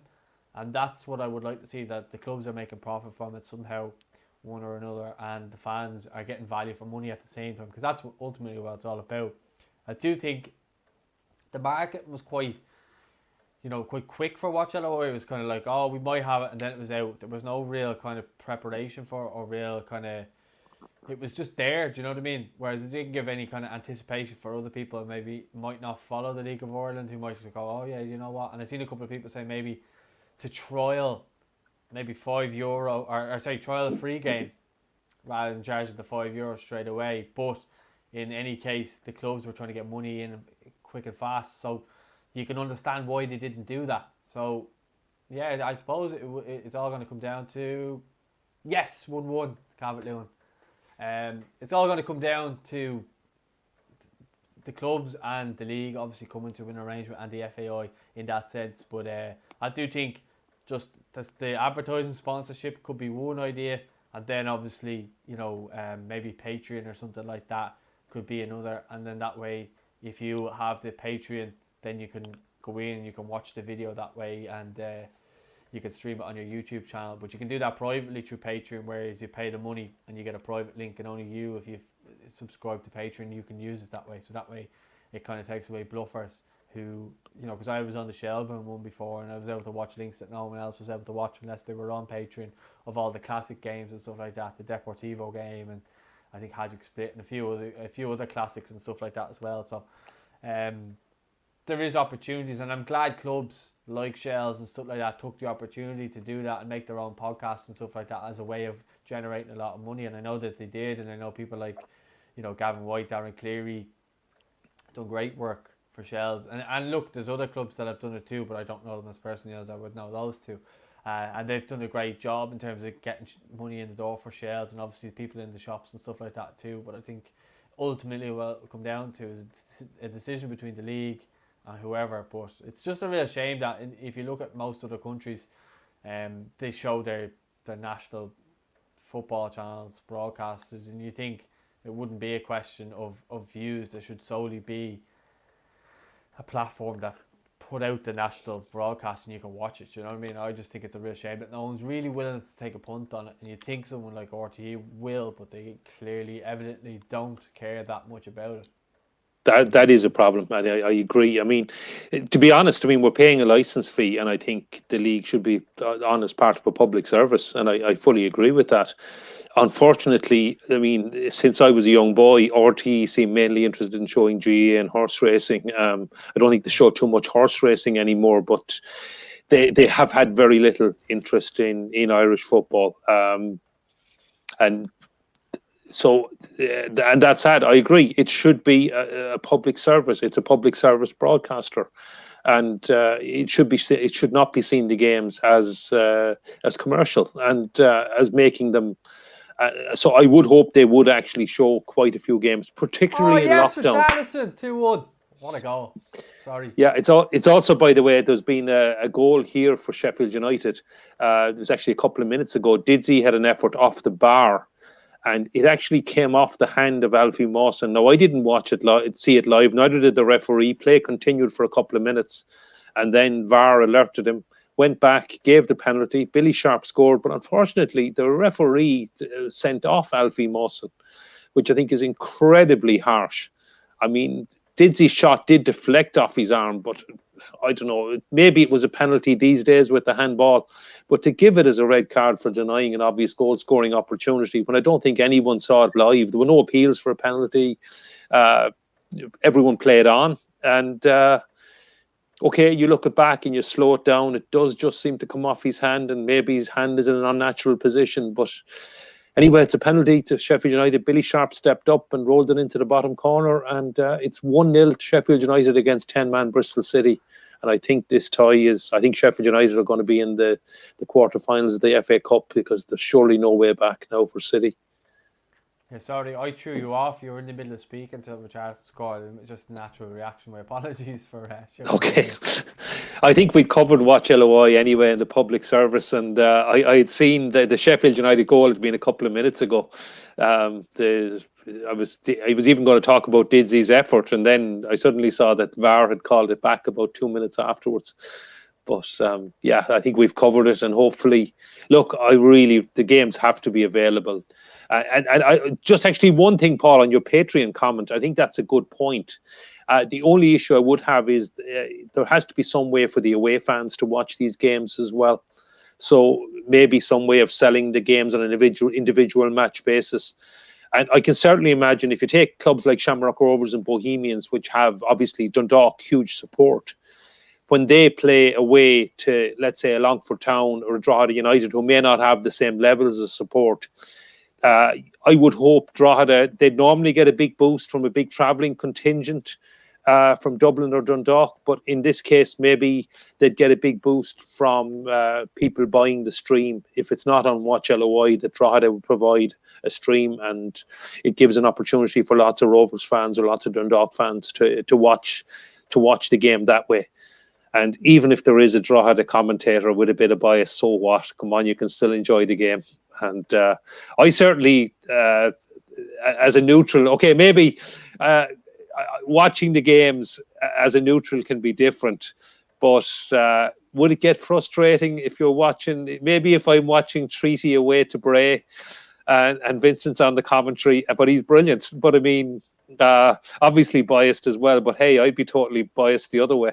I'd still obviously gladly watch it and enjoy it that way as well. And so hopefully that works out for the clubs.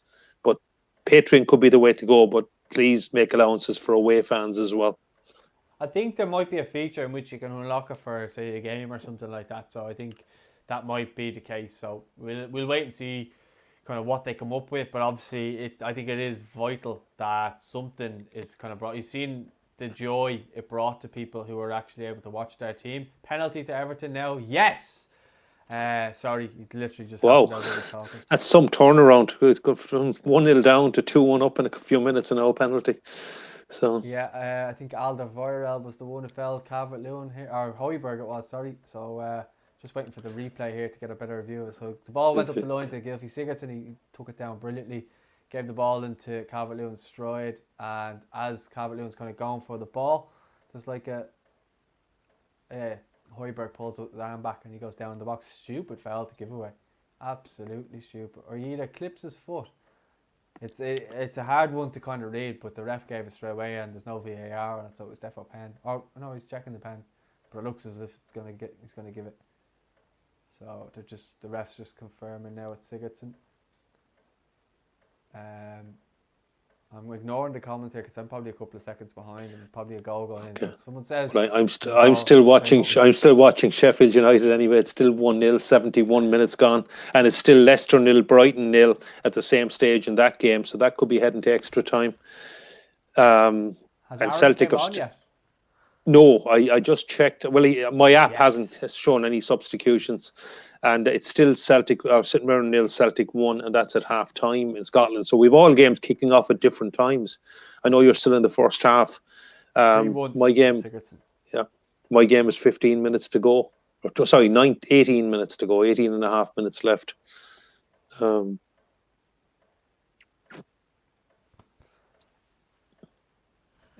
Just want to speak about Manscaped really quickly before we go on to that. So Valentine's Day is upon us, fellas. Make sure you're ready for whatever the night may take you. Our friends at Manscaped, the global leaders in men's below-the-waist grooming, are here to tell you that you need to use the best tools for the job so you can be ready for anything on that special day. 2 million men are already trusting Manscaped products to groom. Make sure you're one of them. Your girl can't think of what to get you this year. Tell her to get the gift that's for you and for her. The best way to get started is with the Manscaped Perfect Package 3.0, full of the best products to keep you looking, smelling and feeling nice. The Perfect Package 3.0 is led by their revolutionary third generation Lawnmower 3.0 trimmer, which has advanced skin safe technology and features a cutting edge ceramic blade to reduce grooming accidents. It's also waterproof, which prevents a mess on the bathroom floor and in the sink, especially when it's time for Cupid to shoot his arrow. And let's be real, we've smelt the worst down there before. That's why I am thankful for the Crop Preserver and Crop Reviver. These products keep our boys from sweating, smelling and sticking. And these products smell good. Their manly scent is attractive and will help set the mood, if you know what I mean. The Perfect Package 3.0 will also come with a pair of Manscaped boxers that will keep your junk feeling fresh all day. It's time to upgrade those overused pair of boxers to Manscaped's high-performance anti-chafing boxers, easily the comfiest boxers I've ever had. And complete your grooming game with the new refined cologne signature scent by Manscaped. With the same signature scent that's in all Manscaped formulas, this cologne is a perfect complement to the collection. This is the perfect package for your perfect package. Get 20% off and free shipping with the code IFFTV for 20% off and free shipping at manscaped.com. Your balls will thank you. So back over to the game. So half time here, well, just about going into stoppage time here. 3 minutes of added time. Everton are 3-1 up. Get in there. So things are going well. Life's good right now. Yeah, there is one change for Brighton. I'm just looking at my app, but it's Ben White gone off for Joel Veltman. So no sign of Aaron Connolly yet on the Brighton side. Leicester have made a few changes. Dizzy is running the show here, by the way, in the second half for Sheffield United. He's playing really, really well. Not just earning the penalty, but lovely little flicks. He's getting on the ball, playing in kind of a number 10 role. And I wish he'd changed his mind about international retirement. Stephen, please give him a call. Give him a call. He just looks absolutely superb tonight. He's on the ball again there, cutting in. He's running into the box, going to take just the shots over the bar. But he is. Anyway, please get on the phone to him, Stephen, for God's sake.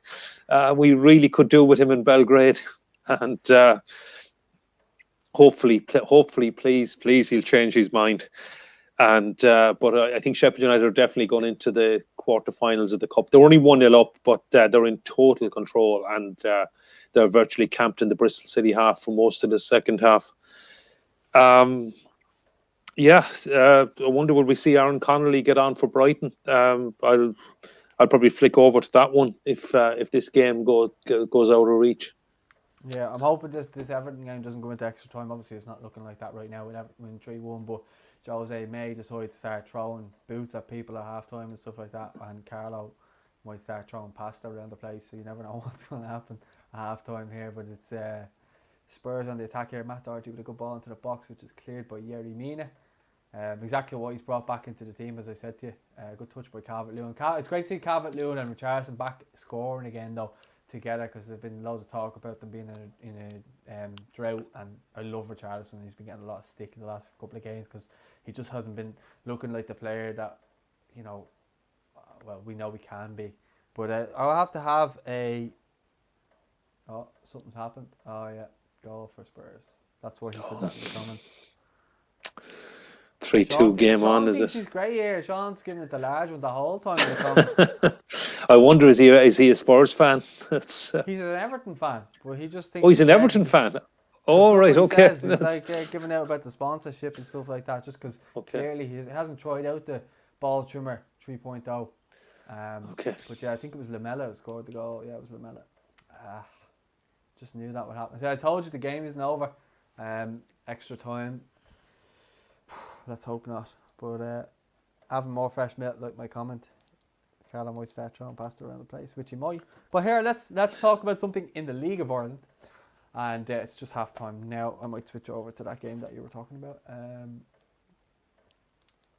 But Joe Hodge signed on loan for Derry City for 6 months today. Now, can we just be realistic here for a second? And I know you will be. I know you're quite rational. But so many people I'm seeing online are getting so carried away by this signing. It's great that he's signed for a League of Ireland club. It's great for Derry. Brilliant. Delighted for Derry. But it's 6 months. And I'm not knocking the whole loan deal or anything like that. It's just the way people are going on. It's as if Xavi has been reincarnated and been brought back as a player again, and he's going to be lighting up the League of Ireland. He's coming here for his development for 6 months. People need to calm down. I just think they're getting far too carried away. A young lad who was Scholar of the Year for Manchester City, I appreciate that. He looks brilliant, and he's been brilliant at underage level, but he's coming into men's football now. Jack Byrne will tell you it's not an easy league to come in and play in, despite what people want to say. I hope he does absolutely amazing. I really do. I love the fella. He looks brilliant, but my God, some of the stuff I'm seeing online is ridiculous in terms of going on as if, Xavi has just signed for a League of Ireland club or something like that. Like, I just really think it's a bit over the top, some of the comments I'm seeing. What do you feel about this transfer? And do you think people are hyping it up to be much more than it should be? Yeah, I think it's probably been hyped up a bit much. I mean, Joe Hodge is one of those players who does look like a real prospect. I've seen him with the under-17s, and he looked really good. Right now, look, you're looking at the team sheet, you're looking at the clubs the players are playing with, and he sticks out, right? Manchester City, and obviously you're not a bad player if you're in the Man City, and he won the FA Youth Cup and all with Manchester City. And as you said, what Scholar of the Year, whatever, the Player of the Year at his age group. He hasn't broken into the under-21s really yet. I would expect he'd become a key player for Jim Crawford. But he's starting out in men's football, and it is a big step up. First of all, even if you take the development from 17s to 19s, there's a huge amount. I've been chatting to some scouts because I've actually gone to a number of these under 17 tournaments. I went to Bulgaria and see us in Croatia as well, and obviously, and in England.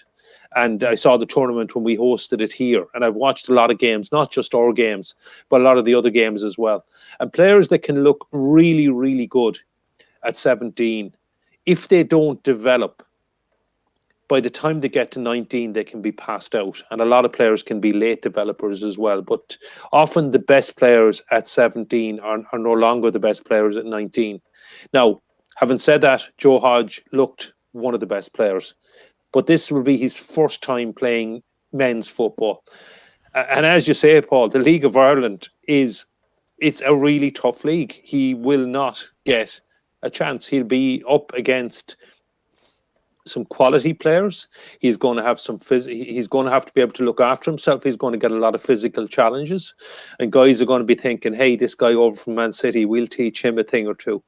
So it will be very interesting to see how he handles himself.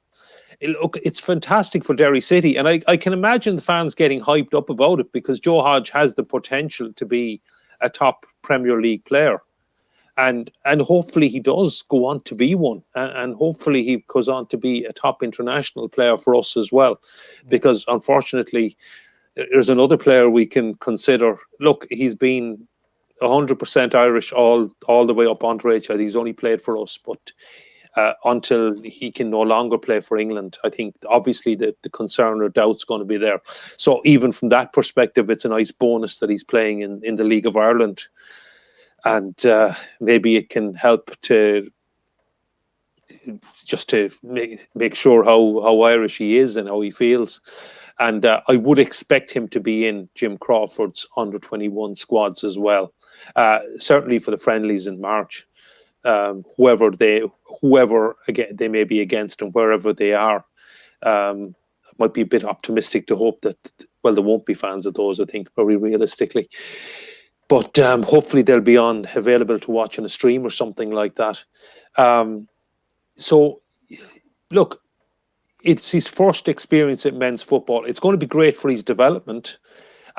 It's great that clubs like Manchester City are looking at the League of Ireland and trusting some of their hot prospects to come and play in the league.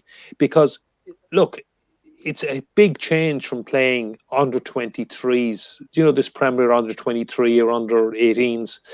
I've watched some bits of some of those games, and players can look very good in this, but there's hardly a tackle made in this. There's a very few bad tackles, and you do get the chance to take the ball down and play, and you can look really good. What's the comment? I'm using the boxing analogy, but your game plan goes out the window when you get a punch in the face. He's going to get a few punches in the face, or maybe a few kicks in the League of Ireland, and it will be interesting to see how he reacts to this. And it will be great for his development. Potentially, it could be really great for Derry, because if he does step up to the mark and he shows his quality, he will be a level above. If he develops to be the player we expect him to be, he can be a level above a lot of the players in the League of Ireland. So it will be interesting to see how he performs and how he does. Not just from the experiment from the League of Ireland perspective, but also from a future player for our national team. Hopefully, someone who could be in our midfield for years to come. So, look, it's a bit early to say he could be the next Javi or something like that coming into the League of Ireland, but he has the potential to be a really great player. I think it's a great coup for Derry City to get him on loan. And if it works out for them, they may well get future players, and we may look at the top Premier League clubs loaning some of their players here as well. And, it'd be interesting to see how it works out. But I for one, can't wait to see him. And if we do have a watch LOI or a way of watching Derry City matches, it's probably the game I'll be looking out for on opening night. I think, it's one of those, just with him, like, just let him develop. Stop, tagging him as are hailing him as this unbelievable player. He hasn't done a whole lot, as you said, in men's football. This is his real first test at men's football, so just let him enjoy it. Don't be putting a mountain of pressure on him. Just let him enjoy it. That's what I think anyway. But let us know your thoughts on that in the comments. And I look forward to seeing Joe. Obviously, you'd be hoping that we can get a stream or something like that. You'd be able to watch him if fans can't go to games to see him. But I think, yeah, as you say, he's definitely one for the future. And hopefully this loan move goes well. But do you think now that the League of Ireland is becoming more of a, I suppose, development league more than anything? And I say that in a positive way. I don't say that in a negative way. I do think a lot of our players are developing quite nicely in the league, and then they're going abroad. I mean, you look at Danny Grant and stuff like that has gone away. A few of the lads have gone to Scotland and done well. Jace Cabbia's just gone. Jamie McGrath, Conor McCarthy, they've all done well now. So, and they all started in the League of Ireland. So I think now Jack's obviously gone away after doing well and coming back and doing well. So I think Dan McDonnell or someone said it on Twitter, the league isn't as physical as it used to be. So that might suit Joe Hodge and it'll allow him to play a lot more. I think anyway. What do you think about that? Strictly from a league point of view, do you think it's not as physical as it used to be when you kind of go back to the days with Stewie Byrne and stuff like that playing for Shells in midfield, and beyond that, it was a very, very physical league, and you would probably never really get a minute's rest on the ball in, say, midfield or whatever back then. But I think now you get a little bit more time, and I think you're allowed to express yourself a little bit more. What are your thoughts on that? Yeah, it's probably a fair comment. I mean, yeah, certainly I can remember when I started going to watch football in the early 70s. There were League of Ireland. There were plenty of hard men in the game. I'm thinking, well, we had Tony Meany in Limerick, Dermot Keeley at Dundalk or Shamrock Rovers, Noel King, oh God, Jimmy McGeough at Waterford, etc., etc. I'm probably forgetting quite a few hard men as well, and. But I think football has changed as well in that you don't get away. I mean, if you take it even at that time in the English game, you had the likes of Tommy Smith at Liverpool and Norman Hunter, bite your legs. I mean, at Leeds. I mean, players like that, they wouldn't get away with it in the modern game. I don't think there really is a role for them. I think a lot of the physicality has gone out of the game. So it's probably fair comment to say in the League of Ireland, but it's also probably true to say across the water in England as well. Maybe a little bit less so as you go down the leagues, but certainly at the top level. So, and then the other point then is more the development point on the young players, and I think there is a lot to be said for that, and there is a much bigger focus on developing players. I mean, most League of Ireland clubs didn't have an academy. We didn't have underage leagues only up until a few years ago. So I think there is a far bigger focus on producing your own players. I mean, I mentioned already on this chat, I mean, what the Shamrock Rovers are doing out in Roadstone, what Bows are doing with St. Kevin's boys. Bray and Joey's have a fantastic setup out there in, well, South Dublin, North Wicklow, whatever you want to call it. There's great link-ups there. And around the country as well, you have fantastic academies. The Kerry League got to a couple of underage finals in recent years. I know there's some brilliant work being done up in the Northwest. Well, I think Derry City always produce fantastic players as well. But Finn Harps are doing great work in their academy as well. Sligo Rovers, as always. So around the country, there's a lot of work being done to bring players through to the League of Ireland and to go further afield as well. So, and it probably is the future. I think some of them are looking, maybe if you look at the way things happen in Scandinavia, I know we talked about Ajax earlier, but maybe Scandinavia is a better way to look at it, and look at clubs like Malmo, and they know they're going to lose their better players. And I think it's fair comment in the League of Ireland. We are going to lose our Jack Burns, our Aaron McAniffs, our Conor McCarthy's, our Jamie McGraths. that's just going to be a fact of life, and the clubs are unfortunately going to have to live with it. I would hope the clubs would start to get bigger and bigger transfer fees, but maybe we need to have the players on longer contracts, etc. But it is a case of bringing the players through the academies, getting them into the first team. I think we're certainly seeing younger players in the League of Ireland first team. I don't have the figures on that, but I think you do see a lot of younger players getting their chance a lot sooner. You look at a club like Bows last year, finished second in the league with a very young squad. And Evan Ferguson is not playing. Evan Ferguson, exactly. I mean, what was he playing League of Ireland football at 14? It just sounds so ridiculous, but well able to handle himself, and certainly has the physique of an adult, even if he's just a boy. And I think we're going to see quite a bit more of that. I mean, Kevin Zeffy was playing with Shamrock Rovers too. And they had a couple of other players at similar age, at 15, playing in the League of Ireland. They broke the record, because I know it was a Limerick player. Stephen McGann was the youngest goal scorer in the League of Ireland up until this year. And I know Rovers took that record. I'm not actually sure which of them has it now, but I know the record was broken in 2020. But so just an example of the younger players that are coming through. So I think we're going to see younger and younger players. I think we're going to see probably better football being played. I think even if you take our national team manager, Stephen Kenny, when he was at Dundalk, I think people were shocked, particularly when Dundalk got into the group stages of the Europa League. I think people were shocked at the way they played. And not just the results. Okay, they got a draw against AZ Alkmaar, and they beat Maccabi, the Israeli team. And we're unlucky not to pick up a couple of other points. But it wasn't just the results they got, but the way they played. They tried to pass the ball, the way they played football, which is the way Stephen wants the national team to play as well. But I think people were expecting to see a more what we call maybe a more traditional Irish football, or even traditional British football style from Dundalk when they got into the Europa League group stages.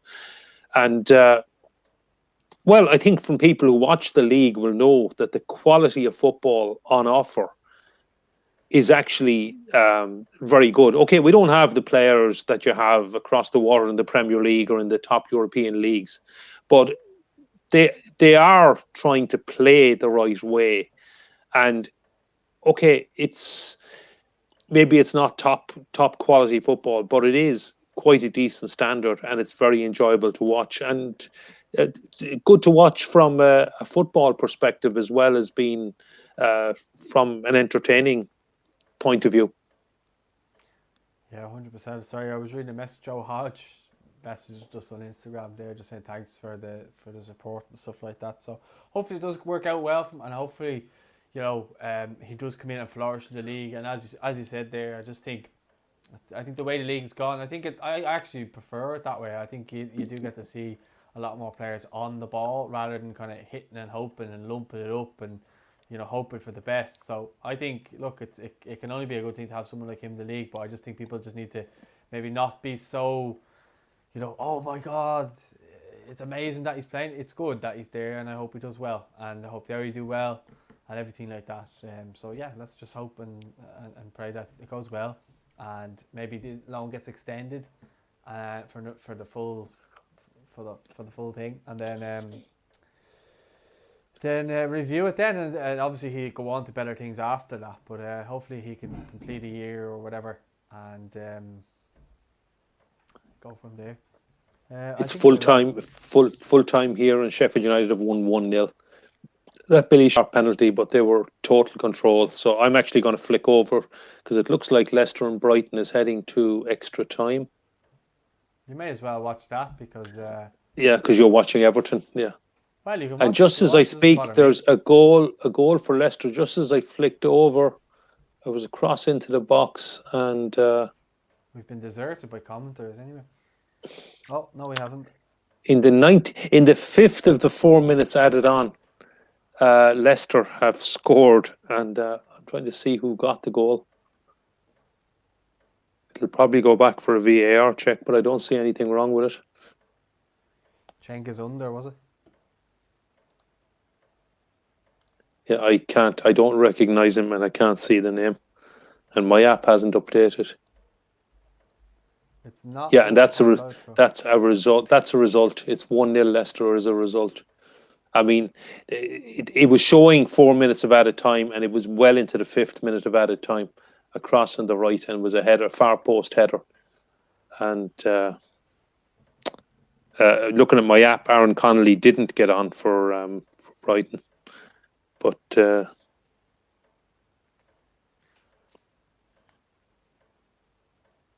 Matt, just let him out, will you? 3-2 to Everton. Close that. Thanks. Sorry, epoxy cap. well, that's Brighton out of the cup, but it probably might be a good thing for their fight against relegation that they didn't have to play extra time. And what'd you say? it might be a good thing for Brighton's fight against relegation. They didn't have to play extra time, but that they can focus now on staying in the Premier League. I know there's a bit of a gap to Fulham, but I don't think they'll feel 100% safe yet. And the fact that they made quite a number of changes tonight for that game, I think would indicate that their priority is staying in the Premier League. Yeah, Ilianacho was the one who scored. Okay. For Leicester. Yeah, just see he actually came off the bench. Yeah. He came off the bench. My mom's behind the camera here, just going. Okay. Keeping the fire going. Sean O'Donovan's trying to be a smart ass in the comments again. He says Joe Hodge for the Ballon d'Or. Yeah, was he an actual? He should just change his name, SM instead of the big S. Okay, so I may actually go over and watch Celtic then, St Mirren and Celtic, Paul, if you're going to watch Everton, because we may as well watch different games. You can watch the games if you want. I don't. Yes, so it's 65 minutes gone, and it's St Mirren 0, Celtic 1 still, and just see what Irish players we have in this game.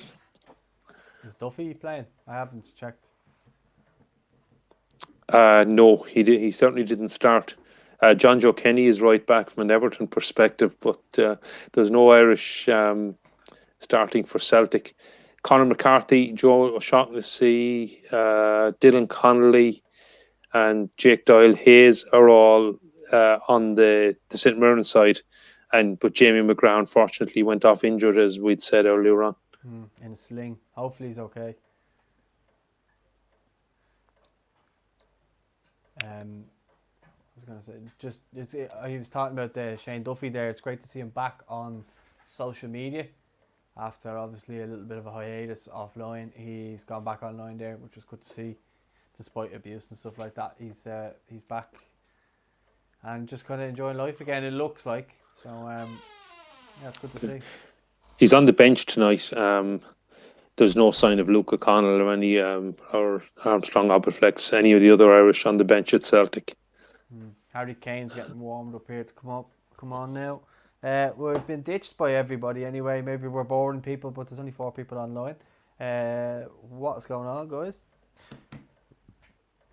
Sort that out. Actually, Shane Duffy is just coming on for Celtic now. Unfortunately, it's somebody's going off on a stretcher.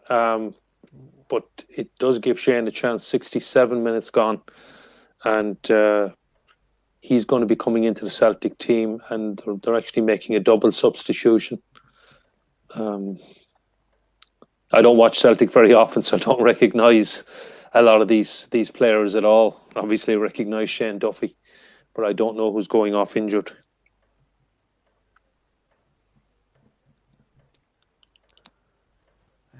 3-2 here. Harry Kane's about to come on off the bench here, so it'll be interesting to see what way the game will go then, if Everton will sit back or whatever. But nothing really has happened since the second half kicked off. So hopefully that changes in the next few minutes. Hopefully Everton get a goal soon. So it's Jetty and Welsh. It must be Stephen Welsh, the young defender, who's gone off on the stretcher. That's really tough because he's only just come through the academy, and Shane Duffy's come on for him, and Oh, that's sad to see. That doesn't look too good. But it's anyway, give Shane, from an Irish perspective, it's good that Shane's going to get some game time. And, well, hopefully, actually, I was going to say hopefully find some form. I think Shane's actually been playing reasonably well.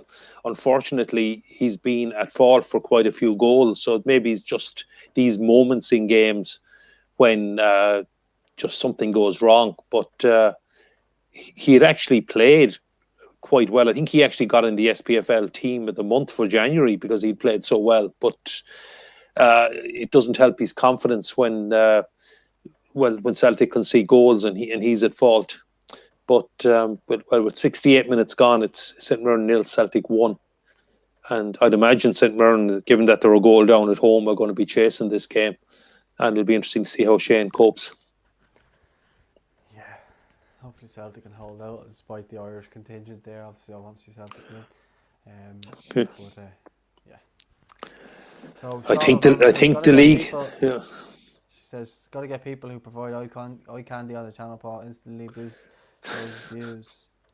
Whatever you're into, mate. Whatever you're into, Sean. Dominic Calvert-Lewin is down injured, which is not good. But yeah. Josh King, I think, is on the bench if he's not cup tied.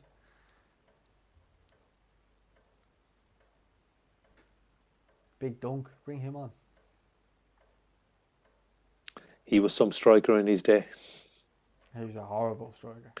Very, very physical, and plenty of elbows flying. But what a goal scorer! What a header of the ball! Yeah. I think he's one of the most overhyped players to ever play for Everton. Just think he gets more credit than he probably deserves because of the way he was, more so than his actual footballing ability. Don't think he was actually that good. At Everton anyway, I don't think he was that good. I mean, I think Tim Cahill has similar, if not better, goal tally than him, and he was an attacking midfielder. So Seamus Coleman. But he's good. Tim Cahill scored an awful lot of goals for Everton. He was some player, you know. I mean, Calvert-Lewin's off and Seamus Coleman's coming on. So don't ask me. So I think Richarlison's probably going to go centre forward, and I would say it's hard to tell where he's going position wise. It's good for Seamus Coleman to get some game time anyway, and it's another one. He's on the right, but is he going 3 at the back, 3 central defenders and 2 wing backs or something? He looks like he's playing in front of Godfrey, because Iwobi's gone left midfield, Sigurdsson's in the 10, Richarlison is, unless he's gone 4-4-2, and he's put Coleman at right midfield. That's what it looks like. Coleman's playing right midfield right now. Okay. But look, it's Coleman's on and Doherty's on the same pitch, which is good. Yeah, he's very eager. He's getting about the pitch. He's putting himself about. He's in the centre forward position right now, pressing players. So he looks like he's got a point to prove after being dropped for 3 games. Now Ben Davies is on the ball on his side. Good block there by Shane Duffy. Actually, just as I speak, Dylan Connolly is going off for St Mirren and McPherson is coming on. But Shane Duffy made a good block there at the edge of the box. That's what he's best at doing, Gary. That's what he's best at doing. Just getting his body in the way of things. As a defender, I mean, and I think most of his career has been at teams where, I know he played for Everton, but basically at teams where they are going to be under the cosh a bit more in games. You're playing with the likes of Blackburn, with Brighton, etc. He was playing in teams that are defending in their own box, playing with a low block, whatever you want to call it. But it's defending, it's getting his head on the ball, clearing crosses, getting blocks in. And he moves to Celtic. So Shane Duffy moves to Celtic, a team that's playing with a high line. He's expected to be on the halfway line. You've got pacey forwards on the break against him. And he's also expected to, I think, pass the ball out from the back a lot more, which has never been his forte. He's not a John Stones or even a Darragh O'Shea or even John Egan who pass the ball and become kind of an extra midfielder like that. He's not that type of defender. And I think that's why it's probably struggling a bit in Scotland, why it's affecting his confidence. But away from home in Belgrade, I think we'd probably need somebody like the regular Shane Duffy. But will he play? Because, well, his confidence can't be the best at the moment. And I suppose one thing Stephen does have is plenty of defenders playing regularly and playing in form. With John Egan, I think, was certain to start, but you got the likes of Darragh O'Shea, you got Kieran Clark playing really well at Newcastle, you got Nathan Collins playing well at Stoke. Now, I think it's too big an ask to put Nathan Collins in to start in Belgrade, but I certainly could see the likes of Darragh O'Shea or Kieran Clark starting ahead of Shane, even in Belgrade. Yeah, no, so could I, just on current form, but it is something that Stephen's gonna have to take into consideration. I know he had no harm in dropping Seamus Coleman in his first game, but I don't think he'll have any problem with dropping Shane Duffy. And I think he'll say, well, listen, you're not having the best of seasons at Celtic. I'm going to go with whoever, because I think just at this moment in time, it's the best way to go. But yeah, Everton have conceded here, so it's 3-3, and it's probably a bit of a disaster because Seamus Coleman just came on and Everton have just conceded, and he looks, as I said, to be playing in a kind of right midfield role at the minute here. So there's a long way to go, over half an hour to play, and then if it goes to extra time, it goes to extra time. But yeah, silly goals. The problem I have is, I don't know if you can see the game, but the ball came in from a corner and Alderweireld has the jump on, I think it's Richarlison, a good header. Robin Olsen saves it, but the problem is Sigurdsson's holding him and the ball's coming behind him. He's not even looking at the ball, he's just holding Sanchez. And because Sanchez is obviously alert then when the ball drops, he just taps it in. Sigurdsson can't even see where the ball is. It's so stupid. Why aren't you watching the ball first and foremost, you know? I'm not watching the game, obviously, Paul, but 3-1 up at home in such an important cup tie, you would expect Everton to close the game out. And it's going to be tough now, having let Spurs right back into it.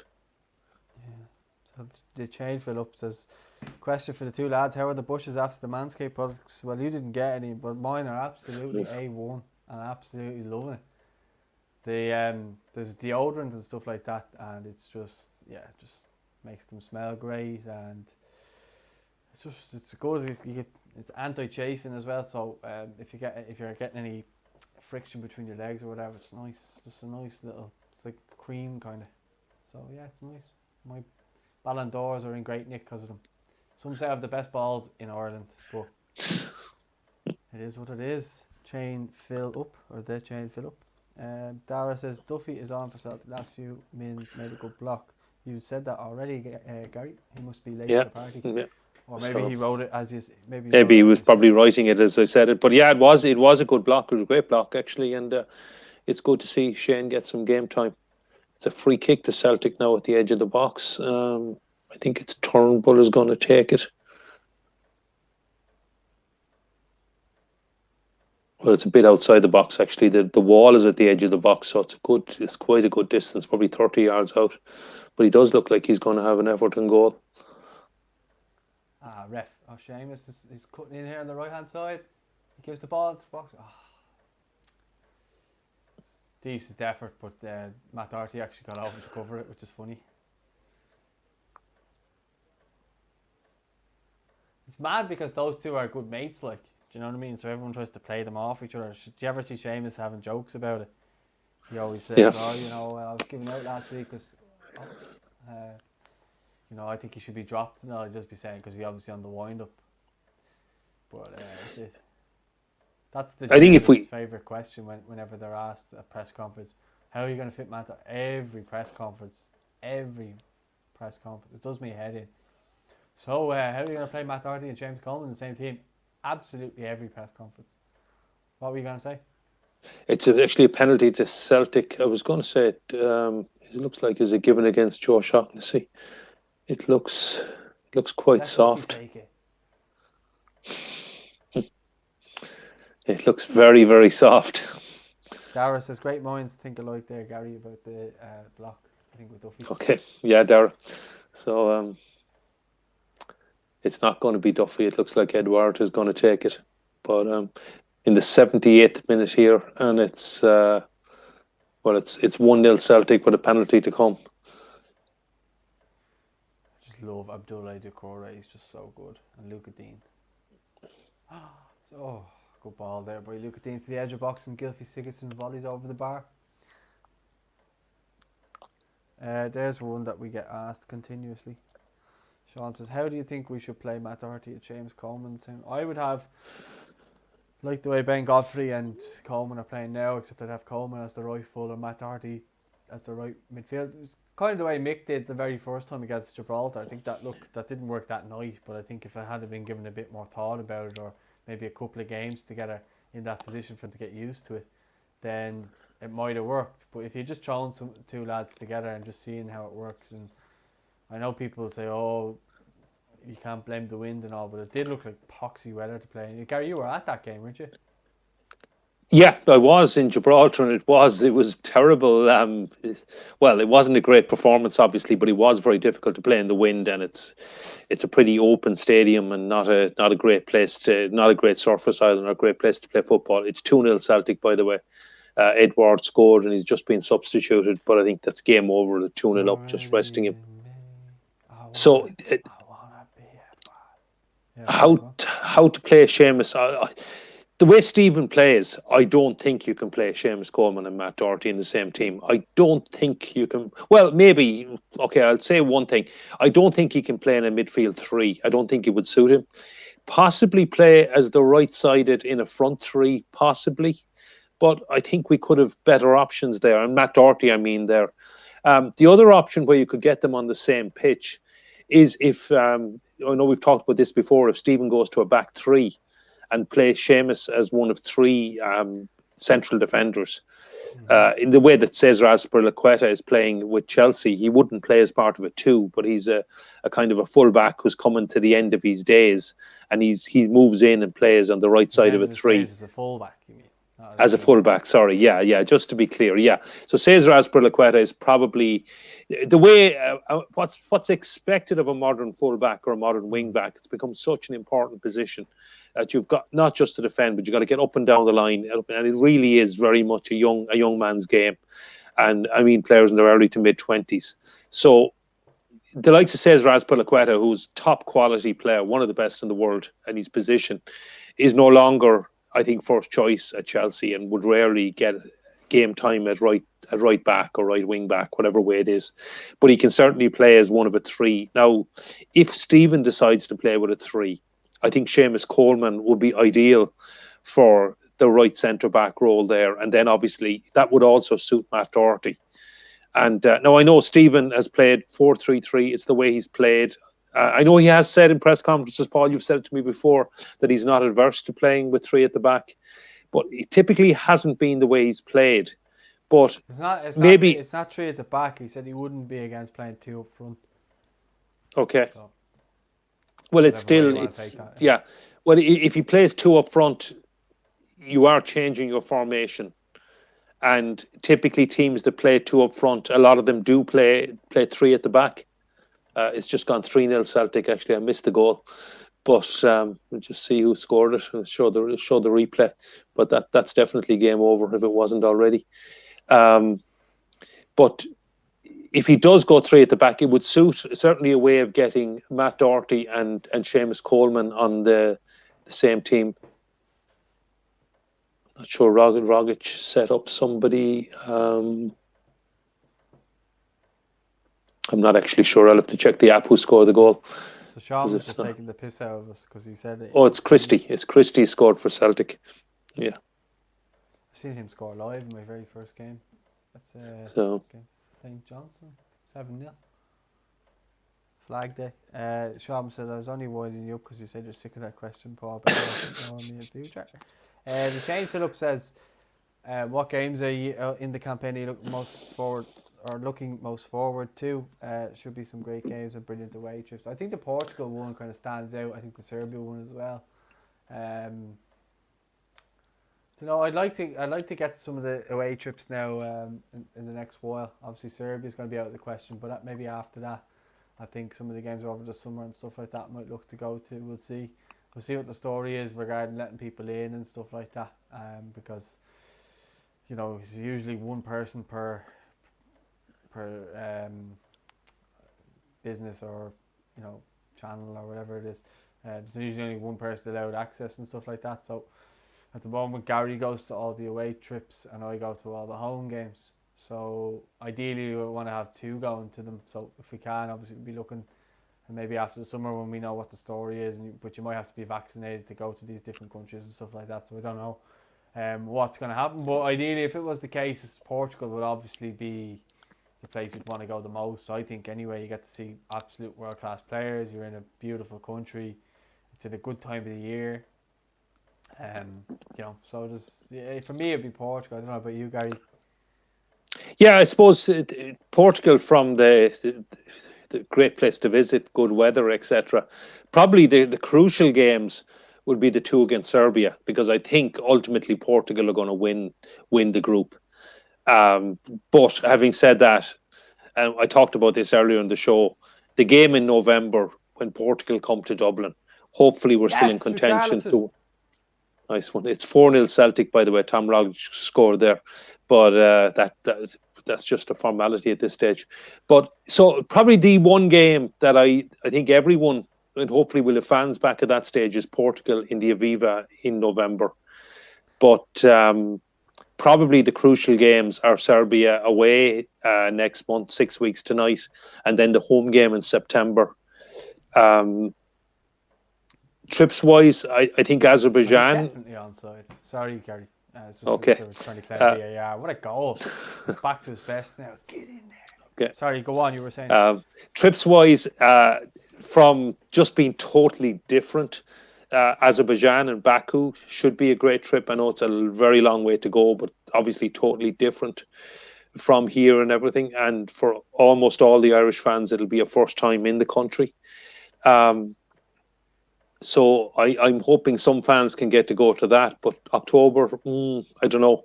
We'll see what happens with the vaccine rollout and everything like that. And hopefully the virus cases will be a lot lower. So, but they were low last year over the summer as well, so it was possible to get a sun holiday. So yeah, maybe Portugal in September, early September would be, well, the weather would be amazing. Anyway, maybe I'm dreaming a bit. So, but yeah, to answer the question, crucial ones are Serbia away and Serbia at home. I think that'll decide whether we get a playoff or not. But the game I'm most looking forward to is Portugal coming to the Aviva in November. And I think a full house might be a bit much to ask for, but hopefully at least 50% attendance will be allowed. And that would be enough to bring a fantastic atmosphere.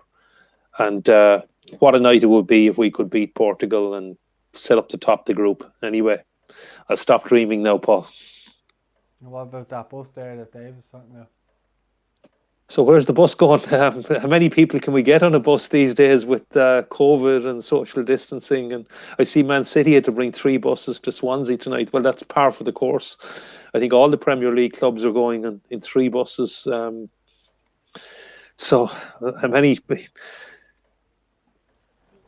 I'm just looking forward. I don't know. I just hope that we can do the business on the pitch. We obviously have good young players coming through there now at the moment that I just want to see kick on now a little bit. I think there's players there who need to start scoring for us. I think the likes of Aaron Conley. Now it's very early days for Aaron, but I think I'd like to see him get a couple of goals now and get that. I suppose. Just get that off his chest and just going to get himself back in the goals. I think he needs a bit of consistency in terms of his goals, because at the moment he's a bit like Shane Long in terms of he'll score one in every few games and stuff like that. Now he is very young, so I don't want to be putting too much pressure on him, but I think he's the best of our young strikers. I think his minutes in the Premier League proved that, and his goals in the Premier League proved that. But I'd just like to see him maybe get a few more goals. I think he's been in and out through injuries and stuff like that, so it's just been a bit frustrating. When he got the last goal, he got an injury in that game as well, so it was just a bit frustrating for him. When he seems to get a bit of a run going, he tends to just get an injury or something goes wrong, which is unfortunate. But I think that's because of his speed, and his pace. Players like him will pick up injuries, like hamstring injuries, quite often because of the way he plays, and he's always on the shoulder of the defender and looking to get in behind. Those types of players always get injured. It kind of reminds me a little bit of Michael Owen. Obviously Michael Owen was better, but just that type of player when Michael Owen was breaking through. Yeah, maybe not the finishing ability of Michael Owen, but that kind of player, all right, playing off the Yeah, well, I said that. shoulder of the defender. Yeah. No, but even it's maybe a different type of player as well, because he's probably better wide as well. I mean, Owen normally just played straight down the middle, whereas I think Aaron can play very well as a wide player. Yeah, and I've said this before as well, there's just the bundle of energy and just, I suppose there's an anger in him that reminded me of a young Damien Duff coming through as well. And well done, who's someone who played wide and played down the middle as well. Just a good bit of defending there by Seamus. There's a comment coming in there from Daniel Burke. He says, if Stephen was to be sacked, and he says he hopes he doesn't, do you think we will resort back to playing our old way, since it's the only thing we know that works with playing long ball? I don't necessarily think so. I'm just going to take that comment down just so we can see Gary's face.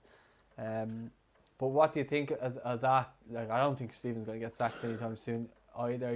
He is trying to change a long-term way of playing with his own vision. And so some people I know think that that's a bit crazy and think that people should play to the players' strengths. But the players, from what I've seen, and there's a lot of negativity in the media that want to have their own narrative and stuff like that. But from what I see, and I speak to a good few of the players, and I would speak to people who are within the circles, kit men and stuff like that, and they seem to say that they all love playing for Stephen. And when you read a lot of stuff in the papers and all, there seems to be a small minority in the media that want to see him fail either way, and they kind of draw on little things in like that video against England. And you can see by the way Duff left that it was nothing to do with Stephen. The reason why he left was he got called in for a meeting with the FAI, which he never felt like he should have been brought in, or should never have even been investigated in the first place. So I think he's been undermined in that sense. But from what I've heard, Stephen's doing a really good job. I heard Duffer is a big loss for the players because they just really liked working on them, and Celtic players said the same. Obviously, we did interviews with Celtic players during the summer. They spoke about Duff and his kind of influence and stuff like that, and how good he was with them. So I think we're really losing out because of Damien Duff. Seamus Coleman doing really well down the right wing here again. But I think with that, but just on Stephen, and if he gets sacked, would you maybe someone like a Chris Hughes would come in and would resort back to the old ways, as he says, maybe under Mick McCarthy and Mark O'Neill, for example? Yeah, I'll take Damien Duff first because it's probably a bit quicker. He will be a big loss because he was, as you say, the link man between the players and the manager, and a real student of the game, a real somebody, a coach who's worked really hard at studying tactics and has his own ideas and how he wants things played. So I think Stephen's really going to miss him, and he's a big loss to Irish football. I don't think Stephen's going to get sacked. I think it's too early. I think he has to be given a chance. And I mean, I think people need to remember, as Paul said, he was brought in as more of a long-term project. And it's the first time that we're trying to play the same way from under 15s all the way up. Because if you look back at previous managers like Mick McCarthy, Martin O'Neill, Trapp, etc., they were solely focused on the national team. Now, look, we had fantastic success. We had some great nights with all of them. But the sole focus was on the senior men's team. So now it is a case of trying to play the same way from under 15s up. So it is going to take some time. Now, hopefully Stephen is the man and he will be given time to do that. And I think he will. I mean, I know people have been calling for his head. He hasn't even had a home game in the Aviva yet with fans. He hasn't had any game. There were actually fans in Finland, but no Irish fans. But he hasn't had any game with fans. He hasn't even had his own family at a game yet.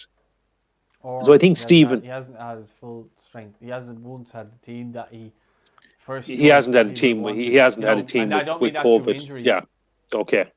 Well, with COVID and injury as well. But I think in some ways injuries are part of the game and you have to live and adapt with that. If it wasn't COVID, that's basically what I'm saying there. So all right. That's what I meant. Okay. Yeah, but even with COVID and injury, but I mean, I think he will get this campaign, and I think Yeah, it's at the end of this campaign that the FAI will probably take stock. Um, so I suppose it's way too early to try and answer the question, but I would expect that the FAI would still go down a similar track. Paul mentioned Chris Hughton. If Chris Hughton was available in a year's time, look, hopefully in a year's time, we'll be talking about a World Cup playoff or maybe even qualify for the World Cup. But certainly, hopefully, we'd finish in the top two. We'd be looking forward to a playoff in March 2022. And Stephen would already have signed a contract extension to cover the Euros in Germany, if not beyond that. So that's what I hope happens. Um, it, I don't think the FAI, given the way they've gone with a younger manager, changing the style of play, trying to integrate everything from the 15s up, which is what other countries have done, which the Dutch have done, the Belgians have done. So I think that's the way we're going, and you can see that with the underage leagues in the League of Ireland as well. Is trying to bring through a lot more of our own players. So I don't think we're going to go back to a manager who's just going to focus on the national team, on the long ball game, etc., etc., etc. So. But look, who knows? But hopefully, I think Stephen will get this campaign, and I think this time next year, or maybe the end of 2021, will be the time to take stock and see how we've done.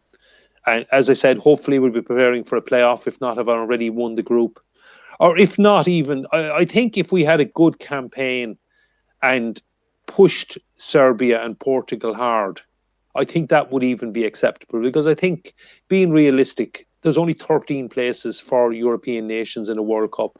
It's going to be very, very difficult for us to qualify for Qatar, particularly when we're still bringing young players through. So, frankly, I think if we did make a playoff, it would be superb and probably be a little bit of an overachievement. But I think certainly the expectation would be that we would comfortably dispose of Luxembourg and Azerbaijan, and I think push Serbia hard, at least for second place. At least I think it'll be the performances in the games against Serbia and Portugal that may tell a lot. And but look, fingers crossed that this conversation will go away, and at the end of November we'll be looking ahead to a playoff, or hope better still, even maybe I'm in dreamland, but actually winning the group and qualifying directly for Qatar. The Celtic game is over, by the way. It finished 4-0. Is the league still on, Paul? 18 points behind, a game in hand, 2 games against Rangers to come. no, I think Celtic have blown it. Unfortunately, I'd love to say yeah, but I think it's done. But just what you were saying there about Stephen, I think, and it's important in what you're saying is that we do need all the younger teams coming through, and we then have an identity when they get up to senior level of knowing which way we play, from playing at the underage levels together. You look at a lot of the players that are coming through now, a lot of them are very versatile. Like, you think of the players that you mentioned earlier on about Aaron Connolly being able to play wide. Jason Knight can also play in midfield and out wide. Darrow O'Shea can play all across the back four. So this is something that we may need in the future. Whereas if you look at a lot of our players now, like, you wouldn't ask Kevin Long to play right back. Do you know what I mean? It just wouldn't work. But you get someone like Darrow O'Shea who's been coached it, and kind of knows what he's doing. Give it back to Seamus. But like, that's what I think. The longer vision, as you say, I think a lot of the managers that have come through in the last, since probably Trapp, have all been to get results now. I think we've tried to bring in people and try and see how it goes with, like, the likes of Brian Kerr, Steve staunton, to bring it, like, to see how it would go. Obviously thinking that we had enough to is that a penalty? No. To see if we had enough then to kind of go on from that. But I feel as though this time with Stephen, I think the FAI have to be patient. I don't think they have the money to sack him regardless. I think it'll be a case of Stephen, no matter what, I think will run down his contract if that is the case. But I'm hoping, like you, that doesn't even come into consideration, that he does well in the qualification games, and then go from there and see how he's, and obviously judge it on that. But ultimately, I see him finishing out the contract, and look, Stephen, not only is a nice man, but the players all seem to really like him as well. So I think, despite what some media outlets want to put out there and say about him and stuff like that, I'd like to see Stephen succeed. And I think he's been very, like, I think with Stephen Kenny right now, I don't think anything could go more wrong for him if he even tried. Like, everything has gone wrong for him. We've scored one goal. We've had no wins. Just, yeah, it's just been a disaster so far. But you couldn't really hold it against him. And if you speak to any football people, who are involved in football, they all can't speak highly enough of him, and they all want to see him given time and stuff like that. And I think what you're investing right now is for a longer term vision. So, while we might not get results now like you would have got with, say, Trapattoni and Matt O'Neill playing awful football, but I suppose the highs of those awful football makes up for it. But, like, I think what Stephen wants to turn us into is a team that actually goes out and competes with other nations, and there's no real inferiority goal Harry Kane complex is what I'm trying to say. So he feels as though he can go out and compete with other teams. I think that's what he's trying to get us to the level at, and producing players for us to be able to go and do that. But whether we can do that or not remains to be seen. We're obviously a long way off it right now, but it's 4-4 in this game. Harry Kane has just got another corner, came in. This time it was just defending all over the place after Olsen gets a punch to it. Son whips it back in across the goal, and Harry Kane is there to head home while 3 players around him stand there watching him. Very frustrating. This game looks like it's going to go into extra time.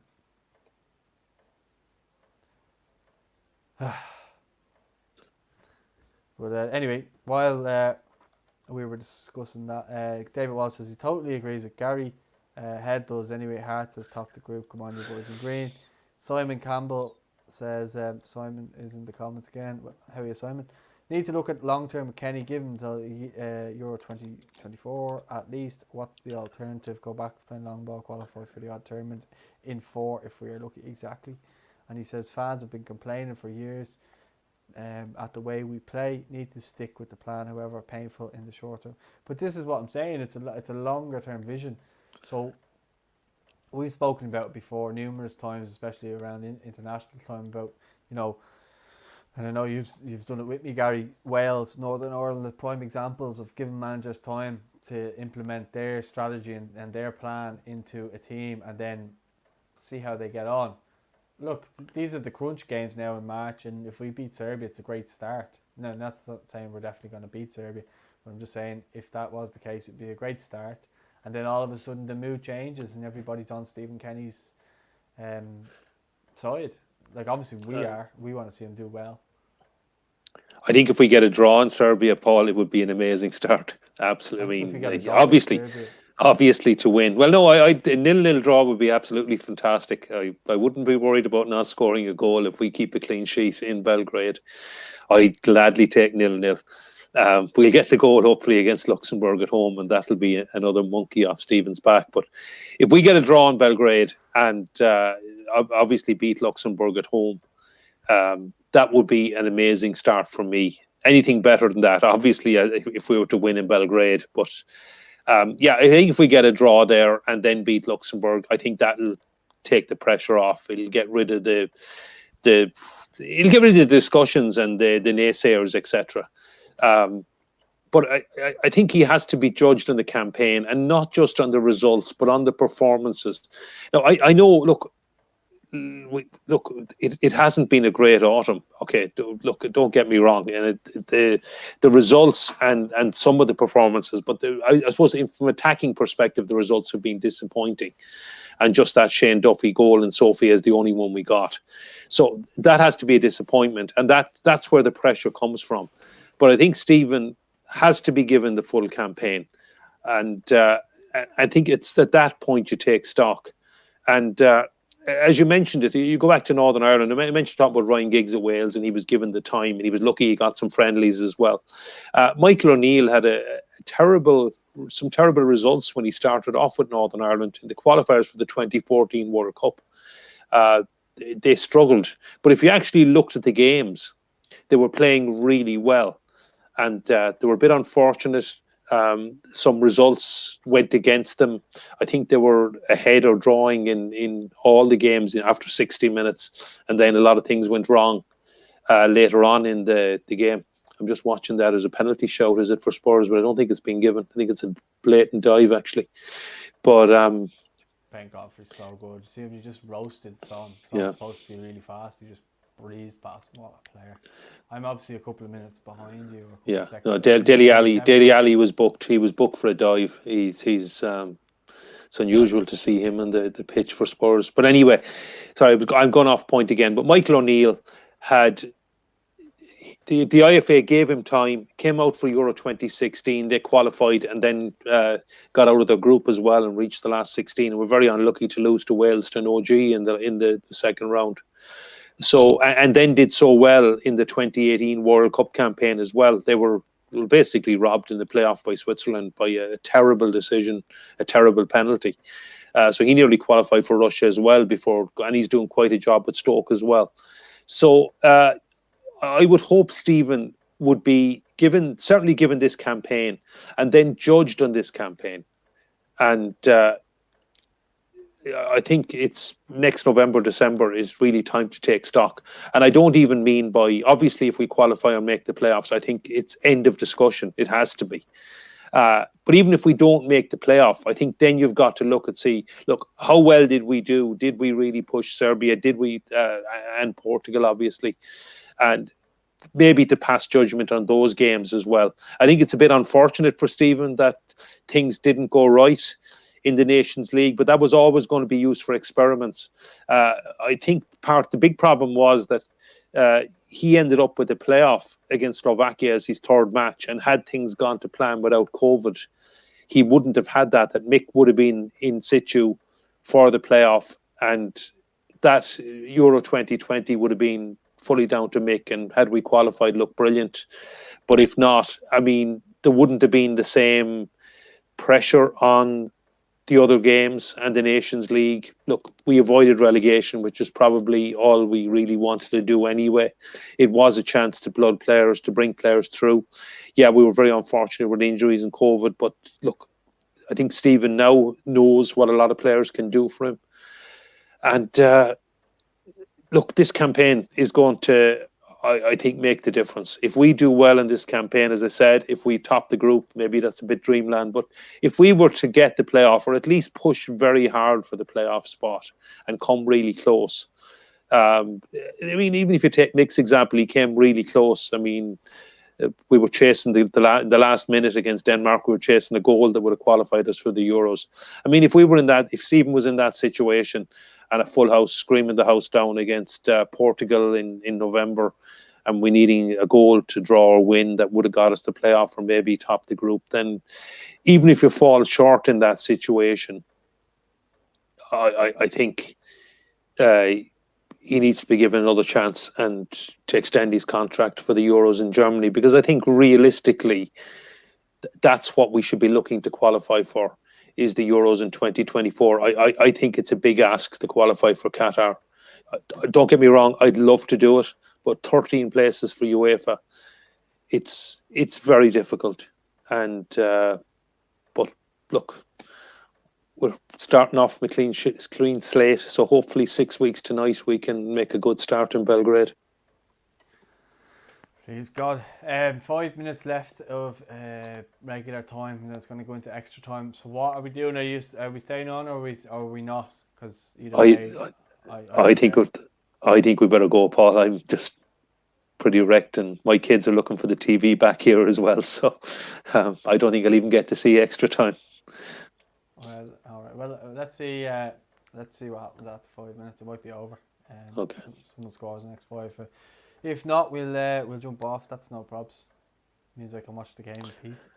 Yeah, we can maybe do another watch along at the weekend. Yeah. I think we will. I'll see who's actually playing on the weekend. What day is Valentine's Day? Sunday. 13th. I think that's Saturday. So Brighton and Villa is on at 8. So that'll probably be one that we could do. Yeah. Well, there's Man City, Spurs at 5:30 or Brighton Villa at 8. Probably Brighton Villa, I suppose. Yeah, and then Good can't Irish. see And can't see Sunday's Everton, games. Everton are playing Fulham at 7 o'clock on Sunday night.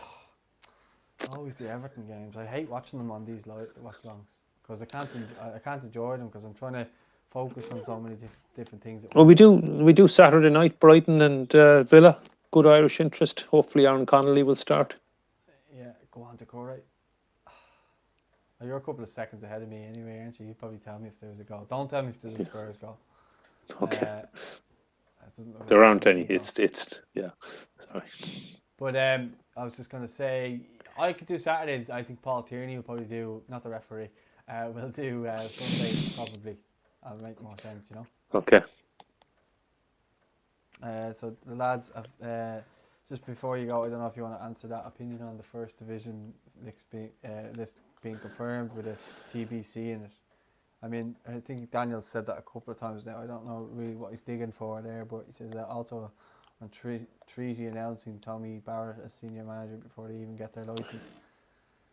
Well, Tommy Barrett said, I think he had to be announced. Really, he's club manager because Treaty are in the women's league anyway. Now I know Tommy won't be managing the women's team, but I think Treaty are very hopeful of getting a first division license. I think they tick all the boxes. Believe me, look, there's so many quality people around the city have come together. Con Murray, the former city manager, is the face of it. A lot of business people, Mary Shire from the Chamber of Commerce, top accountants, etc. in town, people from, look, a lot of very respected people in the city. And so I'm really hopeful. I think Treaty have to get a license, really. Tommy, he was former manager of Limerick FC, has the pro license, has a great record of bringing through young players. And I think the reality is that this year, if Treaty are in the first division, it will be a lot of young players. They'll get the academy up and running and hopefully be developing players for the future, because that is the model, to be developing players in the academy. So I wouldn't expect Treaty to be, hopefully they will get the license, but if they do get the license, I wouldn't expect Treaty to be challenging for promotion. Possibly for a place in the playoffs, maybe being optimistic, but not. I don't think there's any chance of Treaty getting into the Premier Division for 2022. But it's a season of consolidation, a chance to build. So, yeah, and to answer the first part of the question, yeah, I was a bit disappointed it was TBC. I was hoping and expecting to see Treaty. And I don't know what changed in the last few days, because I think the word had been that the fixtures were coming out. I think we were going to know last week if Treaty were in or not. And, well, I suppose out of respect, maybe, I mean, Shamrock Rovers 2 were already in the league.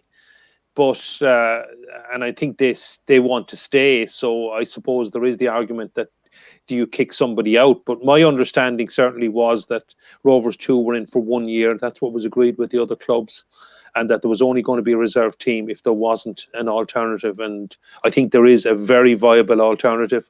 I know I'm totally biased on this. I'm from Limerick. I really want Treaty to get in, but I think it is a superb application. I think, again, with my bias, but it's probably a better application, a better setup than many clubs that are already in the league. So hopefully, and you've got the fact that it's the third city in the Republic and there's currently no League of Ireland team. So even that there needs to be a League of Ireland club in Limerick and the whole Midwest hinterland. There's no club for over 60 miles of the city. So that's a huge hole for football. And in a city as well, where traditionally rugby has been so strong, and hurling is just absolutely flying at the moment with Limerick All-Ireland champions again. So from a football perspective, I think the FAI need a senior team in the city and need to get the game back being vibrant and strong again. So yeah, I was disappointed Treaty weren't in the fixtures, but I do fully expect Treaty to get a licence and to be in the first division.